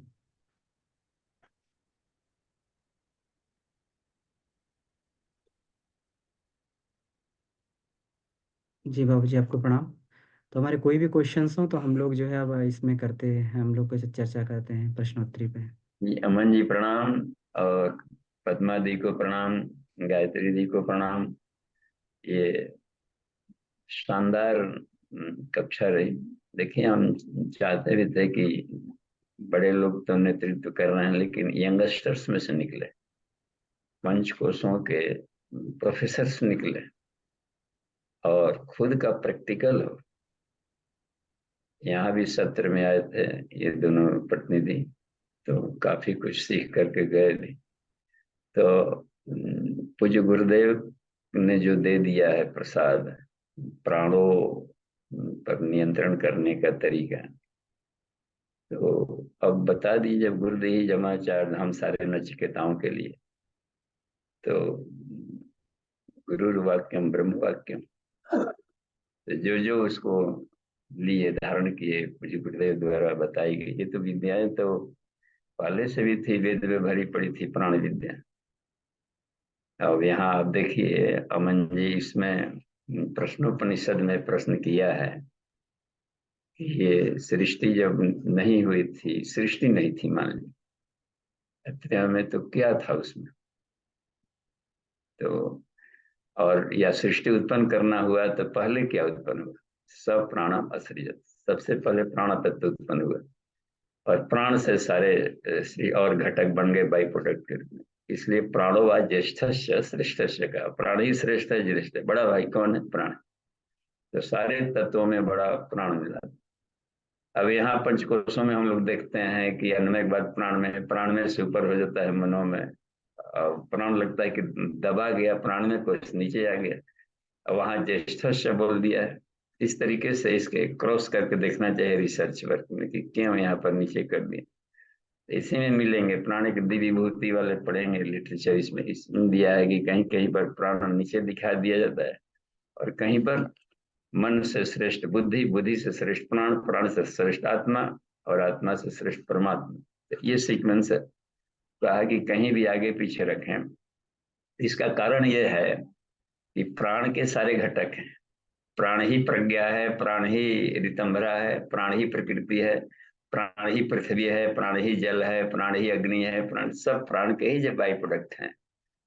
तो नीचे वाला जो प्राणमय कोश में प्राण है, वो बायो इलेक्ट्रिसिटी को कहा गया, और इसमें न्यूट्रिनो को प्राण कहा जाता है। न्यूट्रिनो जो पार्टिकल्स होते हैं, एटम के सबसे सूक्ष्म पार्टिकल स्वीकारा है वैज्ञानिकों ने भी कि अब उसका भले विजिबल ना हो और कहीं है, लेकिन न्यूट्रिनो शब्द का इन दिनों प्रचलन धीरे धीरे जा रहा है। इसमें गुरुदेव ने भी अपने लिटरेचर न्यूट्रिनो शब्द का, न्यूट्रॉन, न्यूट्रिनो, तो उसके भी सूक्ष्म अब घटक बने हैं। तो इसी पदार्थ के जो होते हैं इकाई बायोप्लाज्मा के रूप में, बायो इलेक्ट्रिसिटी के रूप में भी स्प्रिंकल प्राण है। तो प्राणायाम से ये प्राण वाला जाता है, लेकिन जिस प्राण से खींच रहे थे विल पावर से, वो भी प्राण है। तो मनोमय वाले प्राण में ये संकल्प शक्ति काम कर रही। उसके ऊपर में भी जो बात थी रितंबरा प्रज्ञा के रूप में, प्रज्ञा वाला वो सुपर कॉन्शसनेस वाला प्राण हो जाता। और भी जब यह है तो इसलिए कहा कि प्राणो भवेत परब्रह्म, ये भी मिलेगा ब्रह्मोपनिषद में है, प्राणो भवेत परब्रह्म, प्राण ही परब्रह्म, अत्यंत रिफाइंड स्टेट में परब्रह्म कहलाता है। तो वही प्राण के क्षीर सागर में है। तो हम चाहेंगे नितिन जी की प्रश्नोत्तरी भी थोड़ा हो तो अच्छा लगेगा। जी बाबूजी, हाँ, इसमें ये हाँ चलिए प्रश्न पहले है। फिर से इन दोनों को बहुत बहुत आभार और बहुत शानदार। अच्छा लगा कि बच्चे आगे बढ़े और यंगस्टर्स लोग साधना के क्षेत्र में आगे बढ़कर प्रणाम जहाँ बाबूजी। पर नियंत्रण करेंगे, जीवन के हर क्षेत्र में चमकेंगे। और देखिए इस उम्र में ही अपना ये बनाने लगी फिल्म मेकर्स बन गए, क्या ऑटो बच्चों के होता है एनिमेशन वगैरह का, उसमें बहुत बुद्धि लगता है। और काम ऊर्जा के उन्नयन पर भी कितने स्लाइड्स आप लोगों को मिला देखने का। तो हमारी प्रतिभाएं साफ छलकती है। देखिए 3 हैंड रेज है मन जी, बारी बारी से कर। प्रणाम जी बाबूजी। हाँ जी प्रणाम। मैं पूछ रही हूँ बाबूजी कि गायत्री महाविज्ञान कल पढ़े थे, तो उसमें एक जगह है कि हमारा शरीर मृत हो जाता है, प्राण उपेखेरु उड़ जाते हैं, उसके बाद भी उसमें प्राण रहता है, ये कैसे होता है? तो चूंकि पदार्थ है ना उसमें, पृथ्वी जल अग्नि वायु आकाश है, तो ये भी तो प्राण है। अच्छा, दूसरी बात है कि हम लोग का प्राण निकल गया, लेकिन ईश्वर का एक समष्टि प्राण है। उनके प्राण, उनके धनंजय इस लाश को डिस्ट्रॉय करेंगे। अपना ही थोड़े कि इस घड़े में जितना प्राण है उतना ही है। सारे ब्रह्मांड में प्राण है। समुद्र में हम लोग हैं और समुद्र में आपने एक लोटा एक बाल्टी डाल दिया, छोटे सा कटोरे डाल दिए, तो कटोरे के भीतर जल है, उसके बाहर भी तो जल है। ऐसा नहीं है कि सारे प्राण के ब्रह्मांड को मुट्ठी बांध खाली अपने बॉडी में लेकर घूम रहे हैं, निकल गया भाई तो सूख गया, तो ये वाला निकल गया। लेकिन समष्टि प्राण अब उसको डिफ्यूज करके और उसको अलग दूसरे शरीरों को उधर बनाएगा। ईश्वरीय चेतना शरीर को, संसार को चला रही। अच्छा, अपना प्राण जैसे मान ली कि सड़ गया, निकल गया, तो उतना आसानी से नहीं निकलता है। वो भीतर जाकर रीढ़ के हड्डियों में, यहाँ जाकर के यहाँ धनंजय प्राण ऊपर रहता है इकट्ठा। श्मशान घाट पर जब कपाल क्रिया कर दी जाती है तब माना जाता है कि वो फट गया, अब कोई स्थान नहीं रहा, तो अब उड़ता फिरेगा। तो अब देखिए सपने में, अब देखिए गायत्री दिवस में कि सपना में तो शरीर पड़ा है, आप कहीं और उड़ रहे हैं, तो ये कैसे जी रहा है? वो तो बाहर निकल कर घूम रहा था, शांतिगंज हरिद्वार और पहाड़ी चोटी और मेला बाजार और कहाँ कहाँ घूम रहा था। ये तो इसमें कौन था? अभी तो सांस चल रही थी। तो इसलिए कहा गया है कि प्राणाग्नि वासमी ब्रह्मपुरी जागृति, प्राण की अग्नियां ब्रह्मपुरी में हमेशा जागृत जागृत रहती है। सारे ब्रह्मांड के कण कण में एक प्राण का समुद्र लहला रहा है, जिसको माइक्रो प्राण कहा जाता है। माइक्रो से सब पदार्थ बने। तो और पढ़ते जाएंगे तो क्लियर होते जाएगा धीरे धीरे जी। प्रणाम बाबूजी, धन्यवाद। क्या करें? जी हरिशंकर भाई साहब।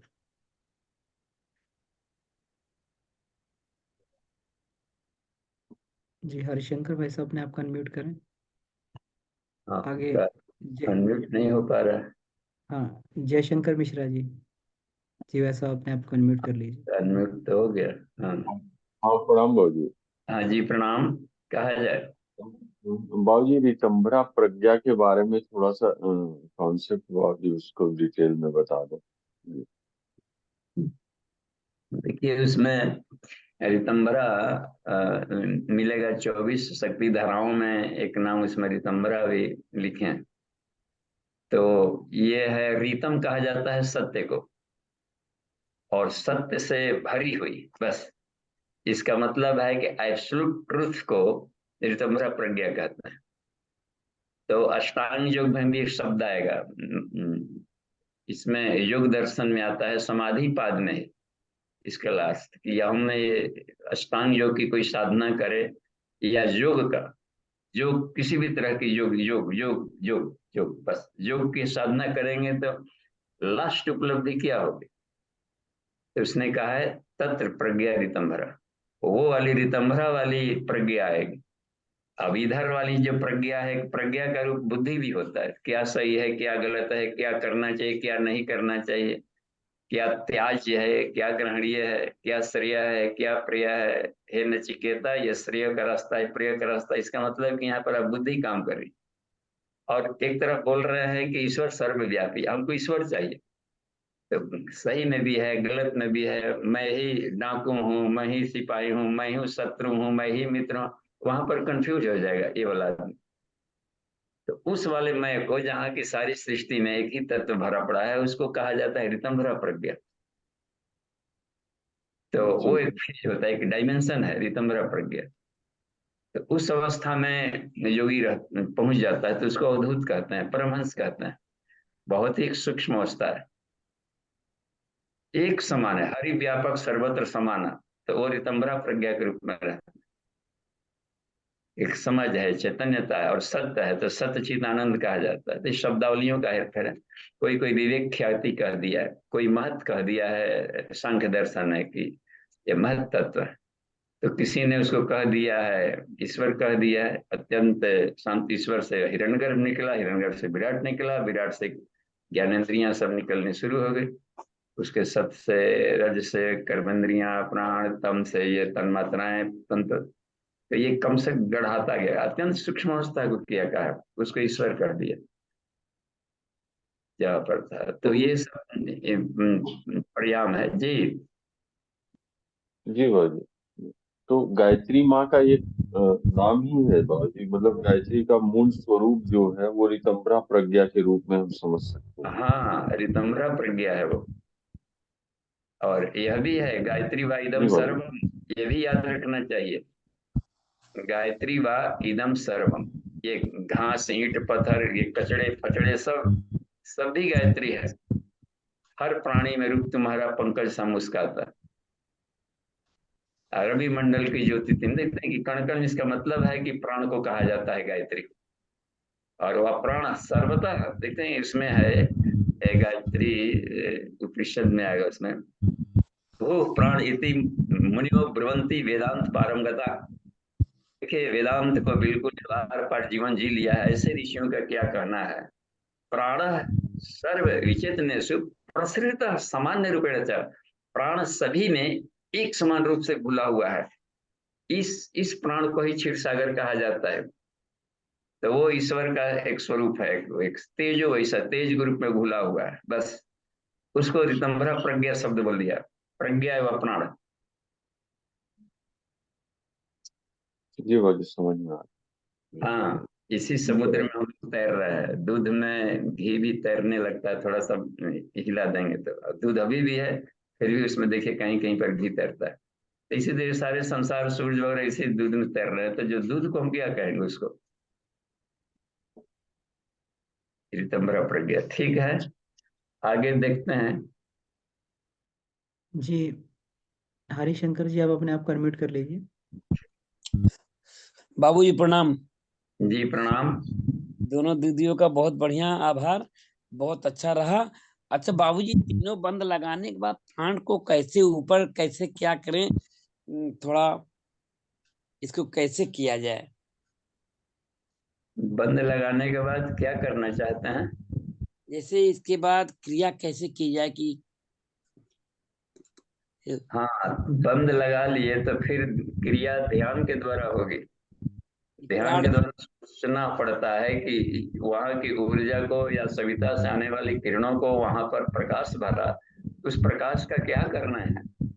प्रकाश से अपना काम लीजिए, अपने जीवन शैली को, दोष दुर्गुणों को गलाया जाए, अच्छे गुणों को भरा जाए भीतर में। हीलिंग फीलिंग कहा नहीं सुने, 4 उपाय बता दिए इन्होंने। ये सोहम, मैं ईश्वर का अंश हूँ, अजर हूँ, अमर हूँ, ये वाली ज्ञानात्मक भी तो बढ़ा रहा है। तो क्या सोचा जा रहा है वही क्रिया है। जी बाबूजी। मेडिटेशन बहुत बड़ी क्रिया है, उसका इसी न मानने कि कुछ नहीं कर रहा है, वो विचार से बहुत कुछ कर रहा है भीतर में। जी बाबूजी। हम्म। इसमें मंत्र जब भी चल सकता है क्या? आपकी मर्जी। जी जी जो जी विचार कर रहे वही मंत्र है, मंत्र को ही विचार कहते हैं। मंत्र से बन गया मंत्री, मंत्री विचार देता है राजा को, परामर्श। तो सोचना भी मंत्र है। जी बाबूजी। गायत्री मंत्र के सारी व्याख्याएं हैं, तो जो भी विचार निकला है, तो अब यह है कि कौन से विचार पूजनीय है। तो जो विचार ऊर्ध्वगामी हो, जीवन को संवारता हो, तेज बढ़ाता हो शरीर मन आत्मा का, वह विचार पूजनीय है। गायत्री मंत्र में जिस प्राण की पूजा कही है वह सब ऊपर वाला डोमिनेंट प्राण को, नीचे जाने वाले प्राणों की गति दोनों तरफ जाती है, ऊपर भी नीचे भी। जी बाबूजी। अधोगामी प्राण की उपासना नहीं है गायत्री मंत्र में, ऊर्ध्वगामी की है, सन्मार्ग की तरफ प्रेरित करें। जी बाबूजी। तो जी और बाबूजी, इसमें चैट में प्रश्न है। हाँ, चैट में देखिए तो। इनका वीरेंद्र प्रसाद यादव जी का प्रश्न है। बाबूजी प्रणाम, प्राण का शरीर के आकार से क्या संबंध है, कृपया स्पष्ट करें। हाँ, अब देखिए प्राण का शरीर के आकार का, जैसे कि कोई भी पदार्थ हुआ तो पदार्थ की एक आकृति होगी। ये आदमी का सीना कितना है, कमर कितना है, हाइट कितनी है, बायोडाटा में सब आदमी लिखता है। और भी देखिए, पत्थर लगेगा इसी साइज का, नट बोल्ट लगेगा इस साइज का, उस साइज का, गन्ना लाना है, लाठी लेना इतना साइज का, बांस इतना छोटा, ये जो आकृतियां बन गई सब प्राण है। तो अब इसमें साइज क्या है कि उसमें मान ली किसी बॉडी में कोई जीव रह रहा है तो अपनी एक मान्यता बना लेता है कि मैं शरीर हूँ, मैं शरीर हूँ, मैं इतना ऊंचा हूँ, इतना लंबा हूँ, मेरा से देखते हैं कौन सीना फुला के चल रहा। ये जो मान्यताएं बना ली गई है अपनी, तो एक भाव है भीतर में, इसी शरीर के भाव को प्लाज्मा कहा जाता है। पदार्थ से ठोस हुआ, द्रव हुआ, गैस हुआ, गैस से भी एक सूक्ष्म अवस्था है नेचर का, उसको प्लाज्मा शब्द का प्रयोग किया। तो ये बायोप्लाज्मा है, उसमें जीवनी शक्ति है। पदार्थ की प्लाज्मा नहीं, भीतर वाले जो इसमें जीव है उसमें एक जीवनी शक्ति इस प्लाज्मा में, वो कुहासे की तरह है, छाया शरीर इसी को कह दिया जाता है। तो उसको भी सिद्ध किया है किन्हीं किन्हीं ऋषियों ने। और उसको जो वो शरीर की आकृति से, अपने शरीर से इसी आकृति को निकाल करके बाहर भी काम ले लगाए। तो शरीर से आकृति का मतलब ये है। अच्छा, तो अपनी मान्यताओं से ही ये इसी आकृति में रह गया। प्राणवायु करने लगेंगे तो आकृति थोड़ा शरीर से बाहर हो जाता है। इसका फोटो लेकर देखा गया तो ग्रेन्स अधिक है, इसका मतलब है कि न्यूक्लियस के समूह को ये अन्नमय कोश कहा जा सकता है। उसमें ग्रेन्स ग्रेन्स उसे उसके आया फोटोग्राफी में, क्लियन फोटोग्राफी जब लिया था प्राणवायु कोश का भी लिया तो देखा कि शरीर से 2 इंच बाहर तक का इसका फोटो आ गया। उसमें उसके उसके लिनियर उसके डायग्राम आए। और मनोमय कोश को देखा कि आभा मंडल होता है ना प्रकाश टाइप का, इसका थोड़ा बड़ा। इसका मतलब है कि मान्यताएं थोड़ी विकसित होती गई तो उसका आभा मंडल है, उसका बॉडी शरीर से बाहर भी जा रहा है। प्राणमय कोश का शरीर से कहा है कि ये इतना बाहर 12 अंगुल बाहर, तो 96 अंगुले 12 अंगुले 108 अंगुल, माला के दाने में 108 अंगुल है। गायत्री मंत्र से जप करना है तो प्राण का शरीर इस बॉडी से भी बाहर का एरिया है। अब चूंकि मान्यता लेके जिया है तो वैसे ही बॉडी निकलेगा कुहासे की तरह। और जो आत्मा, मनोमय कोश के बाद में आत्मा जाएंगे तो अपने को सूर्य के रूप में मानेगा, अंगुष्ठयम पुरुषा। अब वो शरीर छोड़ेगा तो ऐसा आदमी के बॉडी के कुहासा नहीं निकलेगा, छोटे से सूर्य के रूप में निकलेगा। और उसकी आभा मंडल बहुत ही बड़ी रहेगी, कॉस्मस, आकाश ही उसका पूरा बॉडी रहेगा, तो वो विजिबल नहीं होगा, कुछ ही दूर तक होता है। ये मान्यताओं के आधार पर प्राण का एक विल पावर मान्यताएं बना दी, प्राण को इसे बना लिया। फिर भी एक स्वतंत्र प्राणों का समुद्र है जिसमें सब तैर रहे हैं।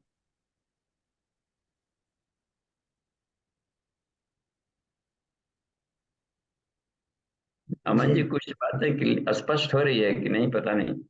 जी बाबूजी, आवाज, जी स्पष्ट हुआ बाबूजी। हाँ आवाज रिस्पॉन्स आना चाहिए। जी ये जी बाबूजी, जी जी। बिल्कुल बिल्कुल। जी, तो इसमें अगला, आगे हाँ, राज कपूर जी का प्रश्न है। प्रणाम बाबूजी, चेतना और विचार दोनों एक ही हैं। हाँ, चेतना है वो विचारों को निकाल सकता है। वो विचारों की फायरिंग करेगा। चेतना शब्द, वो चेतना शब्द जो आता है मूलतः वो चैतन्यता के लिए आता है, सजगता के लिए। तो अब जैसे मनुष्य में चेतन है, कौमा में है तो नहीं निकालेगा, यदि सजगता है तो विचार निकाल सकता है, वो उसका आएगा, डायग्राम देकर देखा गया। तो विचार तो है कि किसी खास वे में निकलेगा, जैसे किसी वस्तु पर सोचेंगे कोई विचार, विचार का बिंदु क्या है, विचारणीय बिंदु देखना, किसी न किसी खास लाइन, खास विषय, सब्जेक्ट उसके साथ जुड़े हैं। और चेतना तो पूरा पूरा महासागर है। तो मन को इसलिए कह दिया गया है चेतना कि ईश्वर की प्रेरणा से मन के महासमुद्र से, आकाश से भी विचारों का प्रोजेक्शन निकलता है, थॉटरोन एक निकाला। तो विचार से भी श्रेष्ठ कह सकते हैं, भावनाएं भी चेतना में आती है। उससे भी ऊपर भी है आपका आत्म चेतना, परमात्म चेतना शब्द का भी प्रयोग होता है। और इसमें भी देखिए पदार्थ चेतना, अब पदार्थ में चेतना कहाँ से काहे लिख दिया, इसलिए लिख दिया कि उसमें भी परमाणु इलेक्ट्रॉन लग रहा है कि हम लोग को ठोस है, ठोस नहीं है, नाच रहा है, डांस कर रहा है। और डांस एक खास ही सर्किल में कर रहा है, इधर उधर नहीं, बेतरतीब कूद नहीं रहा है, एक गजब डिसिप्लिन में मैं, और इतना फास्ट करती। इसका मतलब उसके भीतर भी है। हम लोग को लगता है कि अस्थिर है तो उसको कह देते हैं जड़ कहीं का। जब जगेगा कुंभकर्ण की तरह तो हिरोशिमा नागासाकी की तरह बड़ा बड़ा ब्लास्ट कर देगा। तो हर एक जगह एक चेतना का महासागर लहला रहा है। जी बाबूजी। मधुमिता हाँ, जी का प्रश्न है बाबूजी, गैस की बीमारी में किस प्राण की कमी रहती है? एक गैस की बीमारी में वो ठंडा गर्मी इसके चलते हुआ है, गर्म प्राण को बताया ना इसने। इसने आज की कक्षा में इन्होंने क्रिकल और समान नामक प्राण, तो एक पित्त है, एक कफ है, एक ठंडा है, एक गर्म है। तो ठंडा गर्म के डिसऑर्डर से ही गैस बनेगा। गर्म माने पित्त, पित्त बढ़ जाएगा अधिक तो गैस फॉर्मेशन होगा, और उसके लिए कूल डालिए, साग सब्जी कुछ ठंडा उसको डालेंगे तो नॉर्मल हो जाएगा। आग बढ़ गया तो पानी की मात्रा उसमें तरावट बढ़ा दें, तो एसिडिटी के बढ़ जाने से होता है कहीं पर आग पानी छाए से नहीं, भाप निकलने लगा और गैस बुड़बुड़ निकलने लगे। वो तो हर भोजन को पचाने में गैस फॉर्मेशन हो गए। लेकिन एसिडिटी वाला रहेगा तो ऊपर तरफ आएगा तो खड्डे दिखा रहेंगे और वो जलाना शुरू कर देगा पेट में, तो जलन पैदा करने लगेगा, तो दर्द भी होगा। और ऊपर की तरफ आपने जाकर उस फेगस वाला यहाँ तक जल रहा है, तो इसलिए उसको अधिक एसिड हो गया है तो क्षार उसमें डाल दे, क्षारीय भोजन, छिलके वाला जिसमें होता है क्षार भोजन, या आंवला मुलहठी। आंवला हालांकि एसिड जैसा लगता है लेकिन उसका नेचर अल्कलाइन है, तो वो नहीं सेट किया तो मुलहठी खाइए, प्योर क्षारीय होता है। या पानी को सिप सिप करके लेंगे तो लार मिल जाएगा, क्षार उसमें, सलाइवा में क्षार होता है, टाइलिन, और वह जाकर पेट में एसिड है, एसिड को ही आग कहते हैं, एसिड ही गलाता है। और पेट में आग है, अब दूसरा आग कहाँ से है, और वही है एसिड, HCl निकालते रहता है दीवार। तो उसमें उसको हम अधिक एसिडिटी न बढ़ने दें, 80-20 की मात्रा बढ़िया है। 20% एसिडिटी रहे, 80% रहे अल्कलाइन बॉडी, तो उसमें गैस फॉर्मेशन नहीं होगा, बहुत बढ़िया रहेगा। तो खान पान पर थोड़ा ध्यान दिया जाएगा तो ठीक हो जाएगा। और थोड़ा योगा वगैरह भी करें। प्रज्ञा योग बढ़िया है, बस सारे योग एक तरफ, ये आसनों का, प्रज्ञा योग सारे आसनों का राजा अभी के समय में। जी जी जी बाबूजी, धन्यवाद। इसमें आगे जयशंकर मिश्रा जी का प्रश्न है, प्रणाम बाबूजी, कम समय में प्राणिक हीलिंग का तरीका बताएं। इसमें कम प्रतीक समय हीलिंग में लिखा हीलिंग हुआ है होगा तो लेकिन हाँ, और पढ़िए।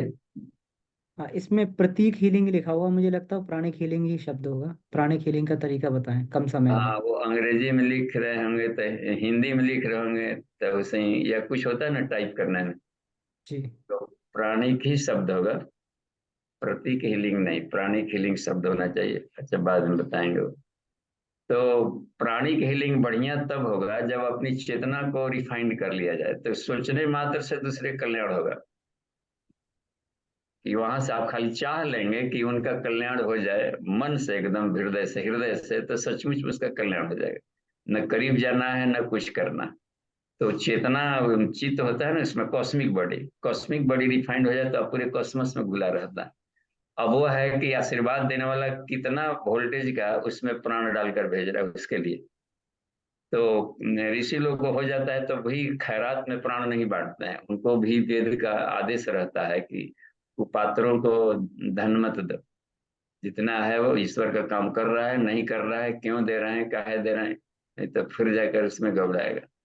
और आश्वासन उसको बूस्टअप करेगा, मोटिवेशन दे दें कि आगे बढ़िए, साधना करिए, ठीक हो जाएगा, ऐसे करेगा। तो वो तमाशा के रूप में नहीं करता है। तो प्राणों का भी आदमी ट्रांसफर करेगा, लेकिन वो बढ़िया से प्रोजेक्ट करेगा जिनका खुद में प्राण लबालब भरा। प्राण में प्राणायाम से भरे तो, या फिर थॉट से भरे, कैसे प्राण डोनर वही न बनेगा जो कि अधिक प्राण जमा कर लिया। तो विल पावर से जाता है बस, संकल्प शक्ति से। अब शरीर से भी छुए रिकी में, तो शरीर में से उंगलियों के पोरों से प्राण निकलते रहते हैं, आप नहीं भी छुएंगे तो भी झड़ते रहे। ऐसे हम लोग करके देखे क्लियर फोटोग्राफी मशीन के सामने जाकर ऐसे किए तो चिंगारियां निकल कर झड़ गिर रही। तो वो बहुत अच्छा सेमुअल क्लिनियन एक बना दिया है मशीन, अब तो जनरल कहीं भी दिखाई पड़ जाता है। तो झड़ते रहता है, बाल झड़ते रहते हैं, कैसे प्राण झड़ते रहता है शरीर से उष्मा के रूप में, और नेचर में घुलते रहता है। कोई साधक जब कर रहा हो गायत्री महामंत्र का तो तेजी से प्राण के भाप निकलते रहते हैं और प्राणिक एनर्जी उसके आसपास, और 30 से 35 मीटर की दूरी पर जाकर एक जगह आभा मंडल कॉन्वर्ज होकर पार्टिकल में बदल जाता है। कोई आदमी किसी साधक के आमने सामने गुजरे तो गुजरेगा तो उसके विचार जाकर से टू मुड़ करके उसके चेतना की तरफ मुड़ जाता है और उसके आत्मा को प्रभावित करेगा। इसलिए उसमें उसको पीछे से गुजरना चाहिए। कोई साधक जब कर रहा है तो कोशिश करे कि उसके पीछे से गुजर जाए। तो ये बहुत है, हाँ जी, फ्रंटल की तरफ भागता है उसका। जी जी बाबूजी। श्री पुरुषोत्तम मोड जी का प्रश्न है, बाबूजी प्रणाम, विचारों से आने वाला जो प्राण है वह कभी कभी हृदय धड़कन बढ़ा देता है, फिर वह मन को भी खराब करता है, इसे कैसे देखें? देखिए वो अपने अपने आप को, विचारों की फौज कम रहेगी। एक जगह लिखते हैं गुरुदेव की, सदविचारों की फौज इतना रखिए कि किसी तरह के विचार टूट पड़े, वो एक तीर मारा तिरन पर तीर चले। अनेकों तरीके से आ गया, अश्लील विचार आए, या क्रोध वाला विचार आ गया, या लोभ वाला आ गया, मोहग्रस्त आ गया, तो उसको वैराग्य पर तीरों से इतना काटना है कि रास्ते में धराशायी हो जाए। तो आभा मंडल उसी लिए चमकीला बनाया जाता है। अल्फा बीटा थीटा डेल्टा जो है आभा मंडल है, रेडिएशन, ये सारे यही विचारों को काटने के लिए होता है आभा मंडल। तो सुदर्शन इसी कहा जाता है, ब्रह्म आत्मज्ञान वाली जो आभा होगी, आउरा होगी, उसको सुदर्शन कहते हैं। सु माने श्रेष्ठ, दर्शन माने फिलोसफी, श्रेष्ठ विचार निकल रहा है और ये सभी का गर्दन काट देगा। आने वाले विचार कितना हो आभा मंडल से टकरा के लौटा देगा।